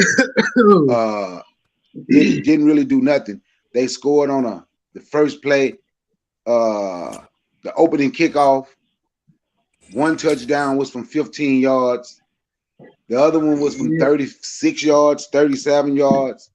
I think the longest drive the offense did was 53 yards. So Jackson State defense, you know, we gave up too much. Our special teams put the defense in too many short field positions to defend. But to act like FAMU offense did so great, there's just some people that's just not being honest about their team. I understand they won the game. But you can be honest that our defense dominated. Whoa. But you could wait. But with that being said, our defense dominated your offense because y'all didn't move the ball at all. At all. Tell them I already said. No. So don't wait a minute, Picard. Don't see, because I heard you the other night. Now you don't backhand disrespect our defense, because our defense dominated your offense. Dominated it. Now would you agree with that? I said defense very good. I said that. I gave your defenses credit. I said whoever was talking about how well Musa played, because the offense didn't really do nothing. Nobody came on here and said Musa played well. That's what I said. Yeah, nobody said that. They're props. I ain't have no choice because my people from FAMU been calling me and texting me all damn day. But what I'm saying is nobody said on this platform that Musa played well. Nobody. And ain't nobody, and as I'm gonna tell you a secret, ain't nobody in the FAMU alumni groups that Musa played well. In the FAMU non-alumni groups, ain't nobody said that. We're disappointed in the way Musa played. Put them in position to win. Oh, it was pedestrian to me. Stop Jackson State. That was pedestrian. 12 or 22 for 100. Should have put up 50. Here you go. How many touchdowns they called back? We were supposed to put up 50 on y'all. You know what? Stop it. You won the game. You won 28-10. Your defense was excellent. Offensive line played well. Special teams played very well. The best team won today. And but to say what they could have done and did and should have done, and this was called or that was called, we're living in hypotheticals. So the thing is, enjoy your victory. You enjoy what you did, because the last 2 years, apparently I don't remember ever being on the site. You know what I mean? Talking after the 56-3 loss. I didn't see you. Enjoy being second in the sweat. Okay? We back. Are you okay now? Are you good now? Are you good now? Yes, sir. As long as you're good, I'm good. But the thing is, oh yeah, I'm good. It's great for college. It's great for the SWAC. It's great for college football. The 2 best teams played today, and you know what? You won, and you know what? You deserve to all the adoration and all the acknowledgement that FAMU was the best team today. I give, I clap and I tip my hat. But you know what? Like I always say, a broken clock's right twice a day. Yeah. What you got now, man? Come on now, because I already know you've been on Twitter acting a donkey. I just want to call in. Y'all was talking that big noise last night. Oh man, it's all good. I'm gonna say it just like this, man. It's the spirit of look, bro. It's the spirit of competition, man. It don't even get, we don't even get greasy up in this thing. You know what I'm saying? Y'all won. Y'all was a better team. And hey, shit, we just got to figure out what we're gonna do for next year. Hey, I got a question. What's that? Hey, y'all was saying Jason Brown looked like Aaron Rodgers last week. What happened to that? I said Jason Brown looked like Aaron Rodgers. Nobody said that. I didn't say that. Hey, I didn't say a couple of y'all fans said that. I didn't never say that. I said a couple of them said that. Name. I'm gonna tell you like this. Look at that, Jason. I mean, I'm telling you like this. Look at that, Jason Brown. He ain't no Aaron Rodgers, because Aaron Rodgers, at his old ass age, he can still run. I can't say that about Jason. He is a pocket passer. Oh my God! You know what? No. You can't discount me on this, my brother. I never said that he looked like Aaron Rodgers. I never said that. Y'all were damn sure praising him last week. Well, maybe it was Ken and Zoe. I may have to be on the wrong. Maybe I'm on the wrong platform. But I just I heard a lot. Said last week. I heard a lot of. Hold up, did Seven play? Nah. No, he didn't play. No, he didn't play at all. I thought y'all was unwrapping some gifts this week. But some new Yeah. Oh, we did hear that, Chaka. We did hear about them unwrapping them gifts, though, didn't we? What happened to them gifts Now, wait a minute. In defense of Doc, this is the wrong store. This ain't the store that the gift was going to get wrapped. That store opens up at 10 p.m. Eastern time Monday night. So, you in the wrong store, Shaka. You in the wrong store. That's the Monday night store that only opens at 10 p.m. on Monday night. Mr. Campbell, I can't tomorrow for Labor Day. I can't, Mr. Campbell. I can't wait to hear Zoe say we didn't know. Oh, listen, you already know. Hey, listen, I wanted a simple bet.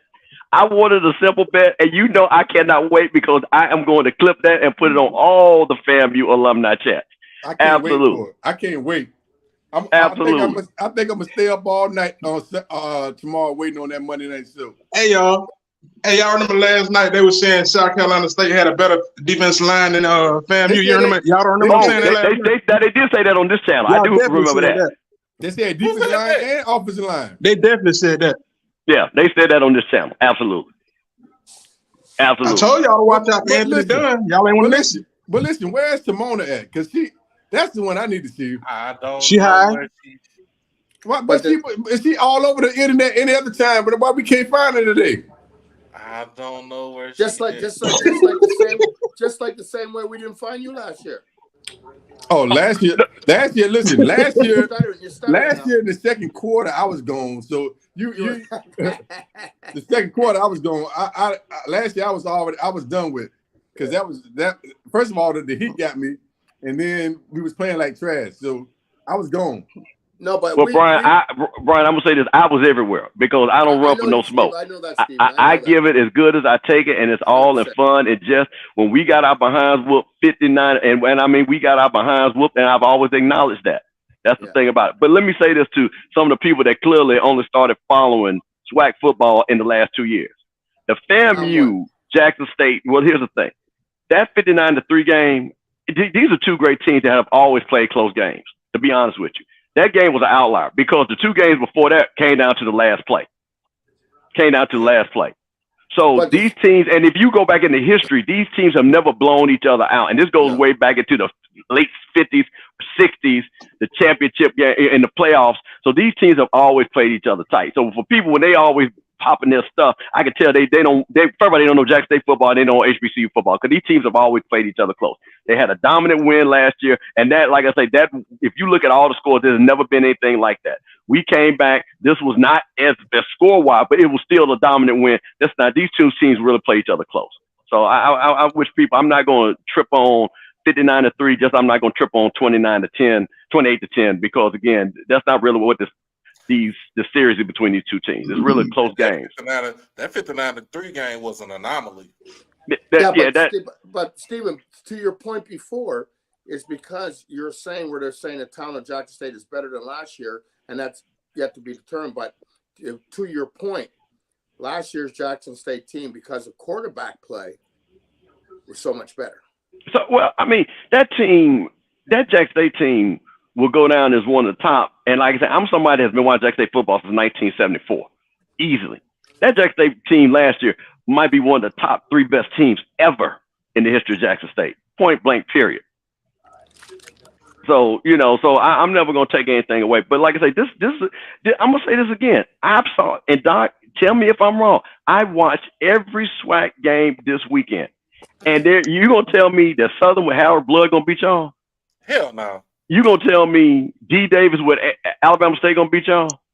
Shoot. The you probably give us a game. You think that quarterback at Alcorn going to beat y'all? Which one? Which one? Okay. Thank you. Now you answer. That was a joke. Exactly. Valley. That's what I'm saying. You can already look at the schedule and see how this is going to play out. You can already look at it. Same thing with us. We're gonna lose to Alabama A&M. Alabama State comes to FAMU. We're not losing a game in Tallahassee. And after what I saw Southern play, I thought that might be a close game. We got one funny game, and I think it's more of a trap game, not a talent game, is when we go down to Houston and play Texas Southern. That's, to me, is the funny game. That's a trap. That to me, that is the trap game on FAMU's schedule. The rest of that, no, we're not gonna lose to anybody because we haven't lost to anybody in the SWAC the last 2 years. No, because we've had more talent. And the thing is, this is where me and Doc were saying at the beginning of the week. We wish that this game was at the end of the year, not the beginning. Yeah, I agree with that. I agree with that. But it'll go back to being somewhere in late September, probably. It won't be. Well, I don't know. I don't think they're going to backload this game. This game is going to be one of them late September games, early October games. Got to be. And that's don't let it be a home. Don't let it be somebody's homecoming game either, because it's going to be 10 times worse than what it is. Yeah, I don't think. Well, I think Jack State nor FAMU are going to ever schedule each other for homecoming, because first of all, that's just a game you shouldn't schedule a homecoming, because you're going to have a lot of people that's going to come anyway and stuff. So I think it's going to be one of those, when you look at the schedule, and again, this is like Jack State people understand this. You see your home game. Okay, I'm going to the Southern game. I'm going to the Alcorn game. You're going to look at FAMU and going to say, you know what, I'm going to go to the FAMU game now. You know what I mean? Same thing with us. When Jackson comes now and comes down to Tallahassee, we were like, oh, we're going to go to that game, because you're going to see good football. You're going to see talented teams. You're going to see well-coached teams. So that's the thing about why I'm always been happy why FAMU went to the SWAC, because it's better rivalries. It's more geographically correct for us. Ooh, they got this right now. German Moose, he got to improve though. He missed a lot of wide. We had boys running wide open. He missed two touchdowns. Yeah, wide open all game. Wide open. But the first game of a season for any team, you expect things like this. You know what I mean? So timing has to develop.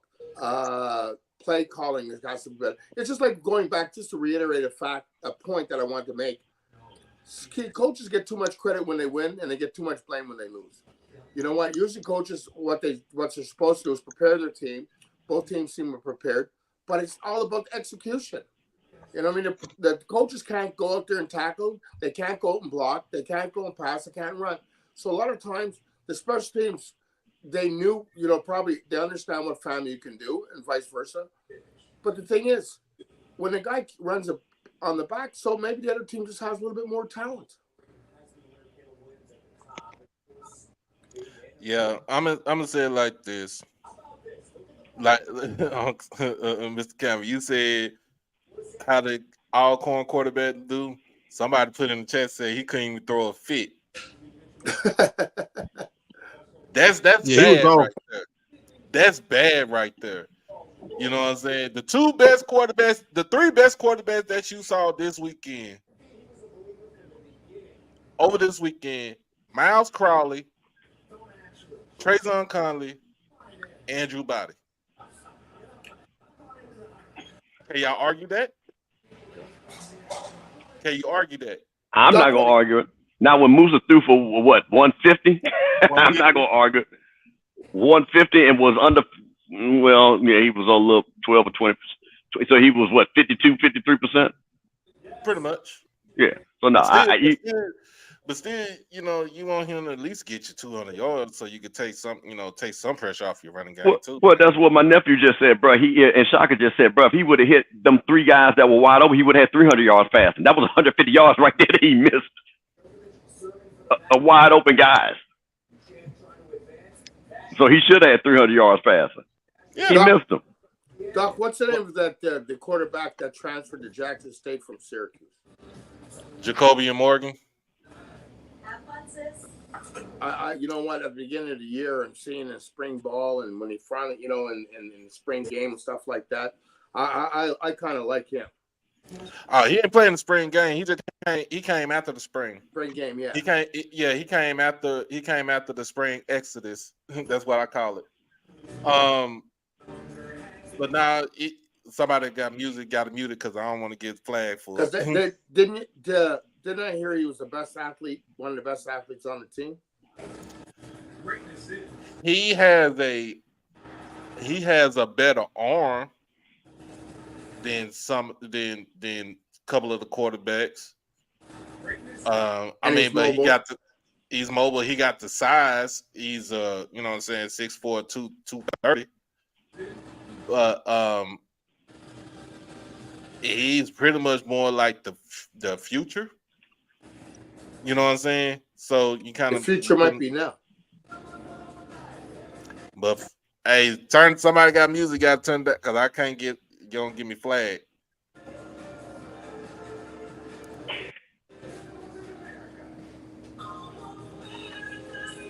Who got music? Shaka, you got music?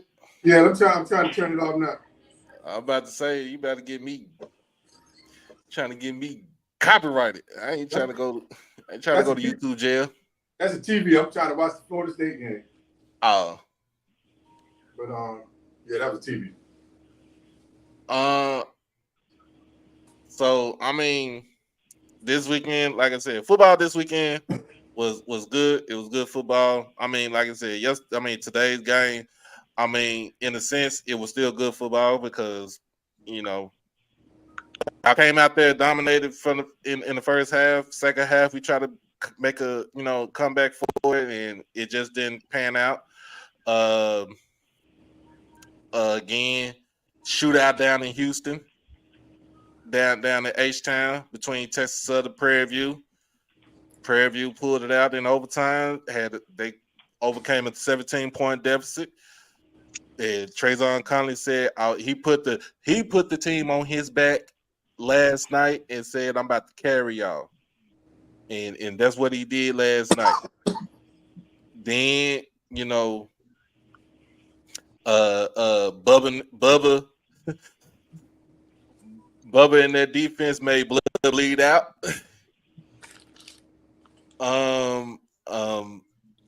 With Valley, it was a late touchdown pass with like 30-something seconds left in the game that got them.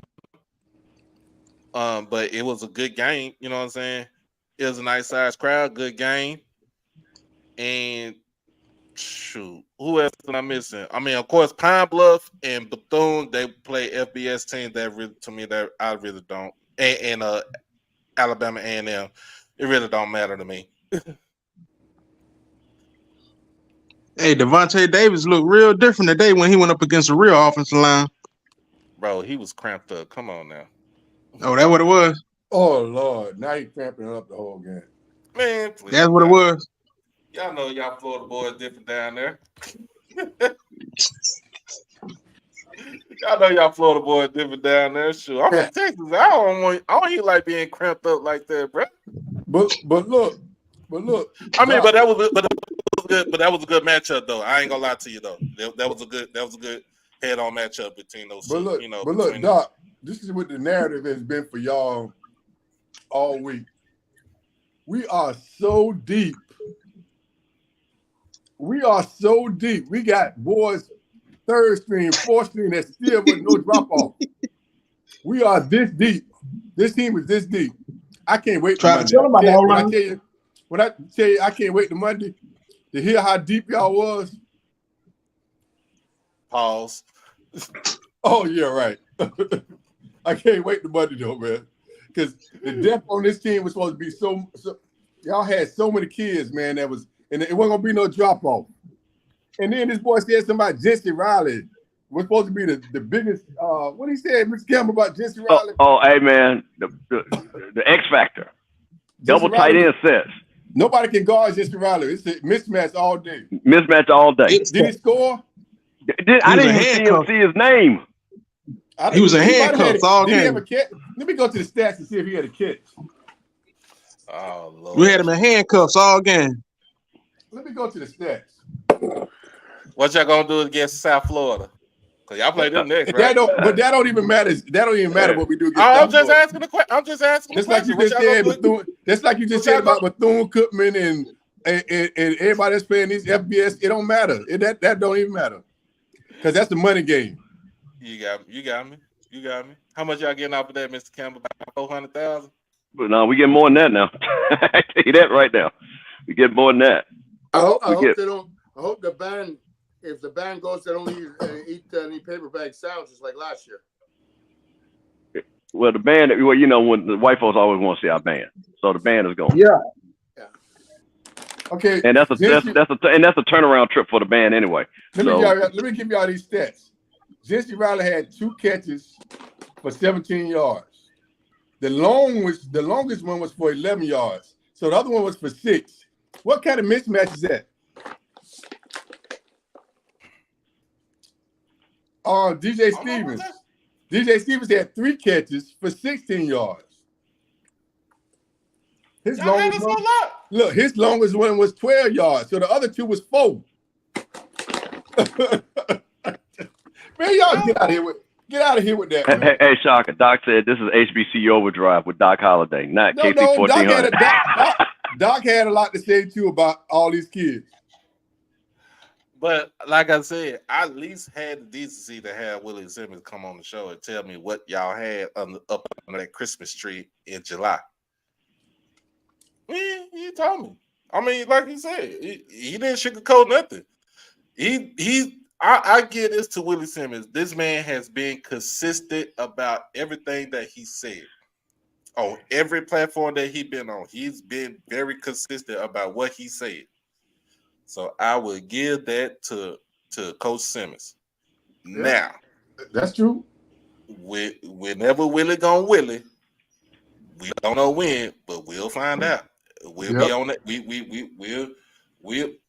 We'll be on his head too, like for real. But like I said, congratulations to y'all winning the game tonight. Actually, it's bittersweet that y'all leaving out of your own classic. It sucks. It's not our classic. I mean, but I know that it's not y'all classic, but y'all made it famous though. Y'all made it famous. I mean, I'm just saying, y'all, FAMU made it famous. You know what I'm saying? But it still sucked that y'all leaving up out of there, man. I wish we could, still continue playing in the classic. But next year, I don't want to play Jackson State in no classic. I want to play them home and home. That's what I want. You want to do home and home. Right. I want that type of environment at the house. Man, look, the last time y'all, I ain't gonna brag. The last time y'all came to Jackson State, to Jackson, it was we lost on the Hail Mary, Doc. We lost on the Hail Mary. And then before that, I was a sophomore in college in 1998, and y'all came in with the Rack Boys and Pat Bonner, the Bomber, and beat the brakes off of us. Exactly. So I know my history about FAMU and Jackson State. I know my history about us. You know what I'm saying? That that was our worst loss between y'all. This is like our second worst loss. That 1998, 25 years ago, was our worst loss to y'all. By 38. I took a couple of pictures of of y'all side of the field.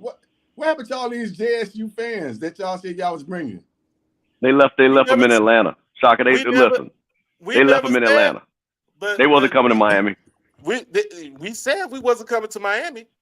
Who said that? Said it's a lot of people said they weren't coming to Miami. Oh well, yeah, it was. Yeah. I think y'all could have put both of them. all them people on 2 buses that y'all brought down here. Oh, here you go now. You bragging now. Listen, it was more people. You try to drown on us. No, it was more people in y'all band than y'all had on y'all whole sideline. You droning on us now. No, I wish I could send the pictures in here. I took a couple pictures. They watched it on TV, but I'm gonna tell you a secret. I'm from listen, those people, and I'm gonna keep it 100. They were coming to Atlanta. It's a 6-hour drive right down I-20. A lot of people, Jack, got people that live in Atlanta. They don't even have to get a hotel room.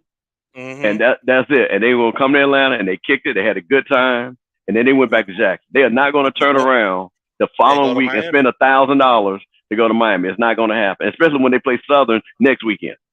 So that's easy. Yeah, they're going to Baton Rouge. Yeah, Baton Rouge Saturday, and then the following Saturday we go to San Marcos, Texas. Yeah, and they may or may not go to that, but they can go to Baton Rouge and come all the way back to Jackson the same night too. Okay, so I'm gonna say this then: the OVC better rethink bringing Jackson State back to that classic, because if there's no FAMU, and if Jackson State bring the people they brought, ain't gonna be nobody at that game. No, it's not. If it was like what it was last season, as it being the first game for us, yes, we're going to bring the people in because that's our first game. You know what I'm saying? Being in Miami. Now, like you said, we're on the, you know what I'm saying? We are on the road for 4 straight weeks. We don't even sniff the vet until the 23rd of September. So that means, like I said, we was in Atlanta last Saturday. We in Miami today. It's coming up Saturday. We're in Baton Rouge, and then the following Saturday we're in San Marcos, and then we come home and play Bethune-Cookman, and then we got a bye week, and then we jump around. I think we play on the 7th. It's Alabama A&M in Mobile, and then after that we got homecoming. We got homecoming after that against Bama State. We go on the road to Texas Southern, and we play Alcorn and Jackson. How many home games? How many home games? We go to Valley too. We go up to Itabena too. So both of us got Texas Southern over there. Yep. Oh. How many home games we Jackson got this year? 4? We only got 4 because we got the Gulf Coast Challenge would have been one of our home games, and we playing in that classic right there. See, this is for me, like I said, you guys know more about the swag. Oh no! Texas Southern come to us. That's right. Because we went to them the last season. My bad. No, Bethune and the Florida schools go to Texas. The Florida schools go to Texas, I think. But how could a university that draws the most fans have almost the least amount of home games? I don't understand that. Well, you got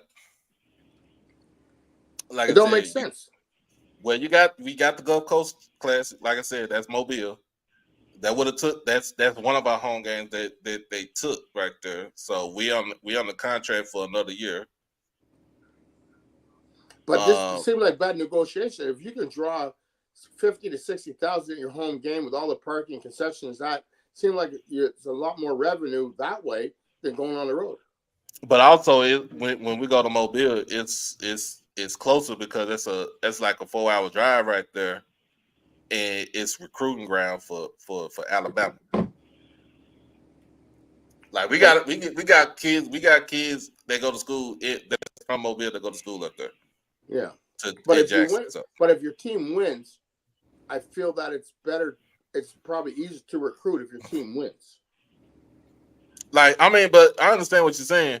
Like even with FAMU, y'all got 4 home games this year too, right? Yeah, right. We know. Yeah, and that's another thing too, and that's why AD was like, "Now we ain't coming back down to Miami unless you giving us damn near $1 million."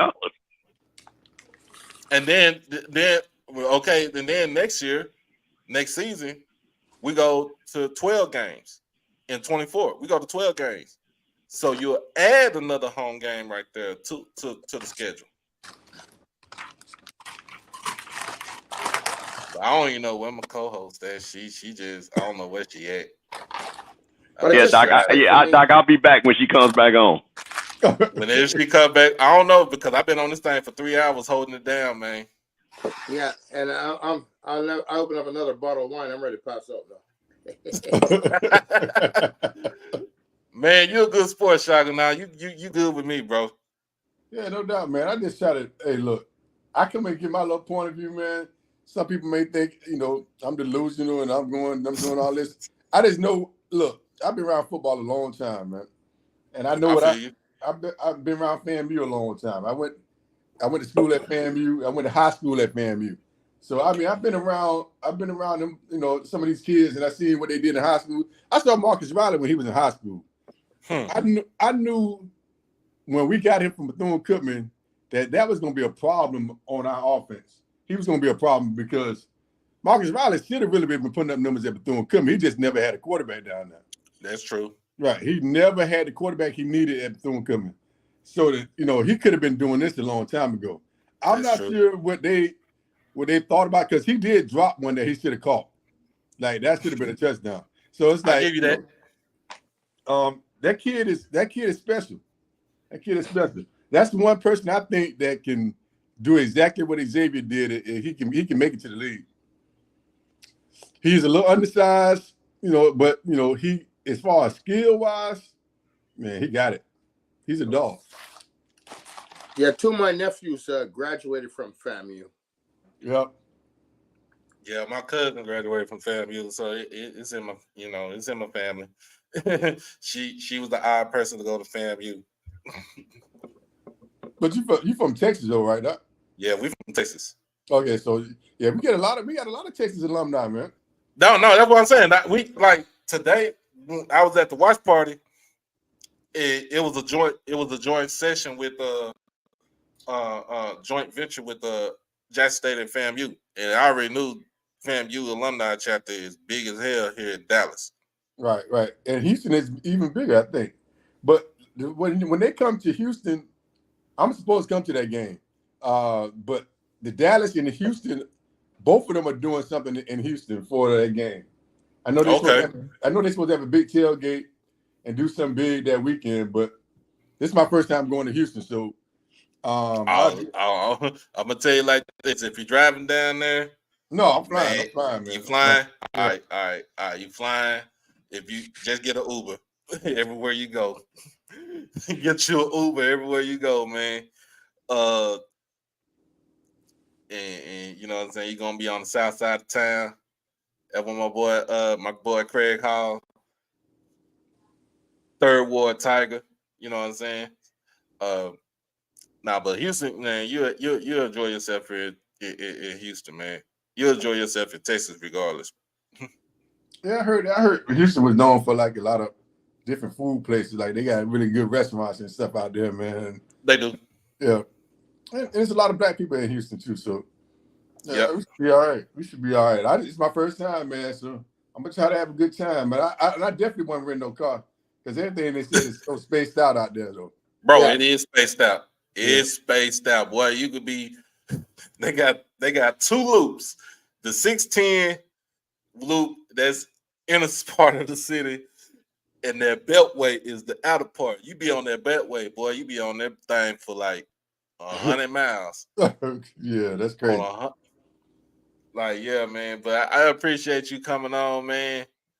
And you know what I'm saying? We'll get back with this when we do some get you back on here. We do some predictions for next week. Okay, that's a bet. All right, man. Enjoy your win.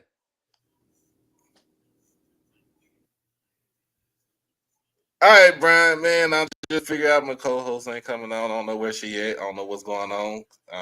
She ain't text me. She ain't hit me up. She can't hide. You know what I mean? Come and face the music. Face the music. Face the music. The bottom line is, you know what? We're happy when we win. We got to be show grace when we lose. And nobody wants to lose, but it's at the end of the day, it's just a game. Like we were saying before. But even I remember when you were breaking it down, the game, the teams last week, and and it was very positive for FAMU. You know what I mean? We still predicted that we wanted JSU to win because we're JSU fans. Yeah. But you know, a lot of points that you made up: the offensive line, the defensive line, special teams. You know what I mean? So it was swaying more to FAMU. But I felt that I was watching the game back. Yeah. And obviously knowing the score, there was a lot of. You can't go into somebody's home and play reckless as far as playing the game, because the first 10 minutes in sports usually dictates how the game goes. Right. In football, you know, and we said it. We both said it that for FAMU to be successful, they have to strike quick, and they did that. You know, the defense held, and it's not that JSU wasn't producing at the beginning, but they didn't capitalize on their opportunities at the beginning. And because even though FAMU scored on the opening kickoff, JSU came down the field. So if you score that touchdown coming down the field, so it's now 0-0, basically. So you reset, like basically you reset yourself, and then you do what you got to do. But then it was self-inflicted. We shot ourselves in the foot. We fumbled the field goal snap, and you know what I'm saying, the floodgate opened up after that. That's right. Then the momentum just swings totally, because not your special team scored, your defense holds up. Your special team does well as far as the, you know what I mean, not conceding a field goal. So, you know, you're pumped up, and, you know, so it is what it is. I just hope that a lesson learned. TC and the guys go back, like you said, the drawing board and plan for next week, because it's crucial. Even though it's a non-conference game, it's crucial for the outcome of JSU season this year. All right, man. I'm looking at this Red Tails Classic, Tuskegee and Port Valley. Good game. 37-31, Tuskegee up top right now in the fourth quarter. 9 minutes left in the fourth quarter, man. Y'all check it out. It's on ESPNU. If you got Spectrum, they're not showing anything Disney related. If you got Spectrum, so sorry about that. So I had to reorder my YouTube TV. Seems like ESPN's trying to get out of college football or something like that. I don't know. Well, nah, this is through Spectrum. Spectrum, you know, Disney want money. Spectrum ain't gonna pay it, and Disney said, "Forget it. We ain't showing nothing on your on your cable package." So it but is did what that it happen is. to a game last week where people were expecting the game to be on ESPN, but I don't know, with Spectrum or something like that, the game was dropped? I don't know. I think probably was. I don't know. I just had to see. I read something about that, but I don't know, with Spectrum or something. They were blaming one company, and then the final was ESPN dropped the game. Mm-hmm. Yeah, man. I'm gonna say it just like this. Just get back in the lab. Mr. Price, Spectrum, and Disney tweaking. They were tripping for real. But I'm gonna tell team, just get back in the lab, man, and let's get ready for Southern. We on the Southern now, so we'll be down in Baton Rouge on. I won't be in Baton Rouge, but the team will be in Baton Rouge on Saturday. And man, we just, you know what I'm saying, we just go from there. But I appreciate you as always coming on here on Saturday nights, man. We're now for today is Sunday, but we'll be back on our regular scheduled program Saturday night. And cheers. Man, cheers.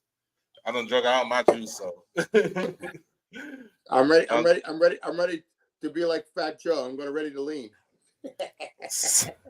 Man, you have a good one, man. You have a great week, and I'll see you on Wednesday, brother. All right. Man, that was my guy. That was my guy, Brian from Canada. I'm gonna say it just like this. Tough loss, but bounce back. We on to Southern. We on to those. We don't know which blue y'all want to wear team, down in Baton Rouge. But as always, man, this has been HBCU Overdrive. This is Sunday Night Live. I don't know where my partner is. She MIA. But as always, man, make sure y'all like both streams. Make sure you like both channels. Make sure you subscribe to both channels. Make sure you hit the notification bell for both channels, y'all. Make sure if you are in Miami, y'all are out there safe. It is Labor Day weekend. Don't do nothing stupid. Don't do nothing stupid because y'all already know ain't nobody about to see you till Tuesday. But again, appreciate y'all for rocking with me today. And like I said, we trying to do some fundraising. We try to do a fundraiser. If you want to, we try to raise funds so I can get a new camera.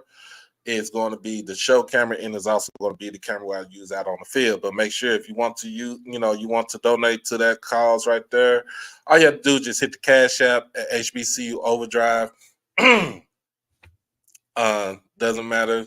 1, 2, 5, 10, 20, 30, 35, 37, 45, 47.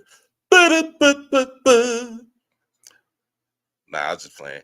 But nah, if you want to, man, you just hit the donation, man. We trying to get a new camera, trying to get some new equipment up in here. I ain't trying to ask for nothing lavish. I just want to be, you know what I'm saying? I just want to make sure that I bring out the good content for y'all and give y'all good quality shows and stuff. So, and this is coming from me. Much love to everybody that rock with me. At this point, we're in this is week 1. Week 1 is over, so we are headed on to week 2. And we got a full slate of games for week 2. But as always, man, man, stay home and get drunk, man. I got to work tomorrow, but shoot, it's all good. That's what happens when you work in retail. It's all good. It's my short day anyway. I ain't got no conference call or nothing. It's my short day, so I work tomorrow. And I'm leaving out. I leave out around about 3 or 4, and I'm at the job.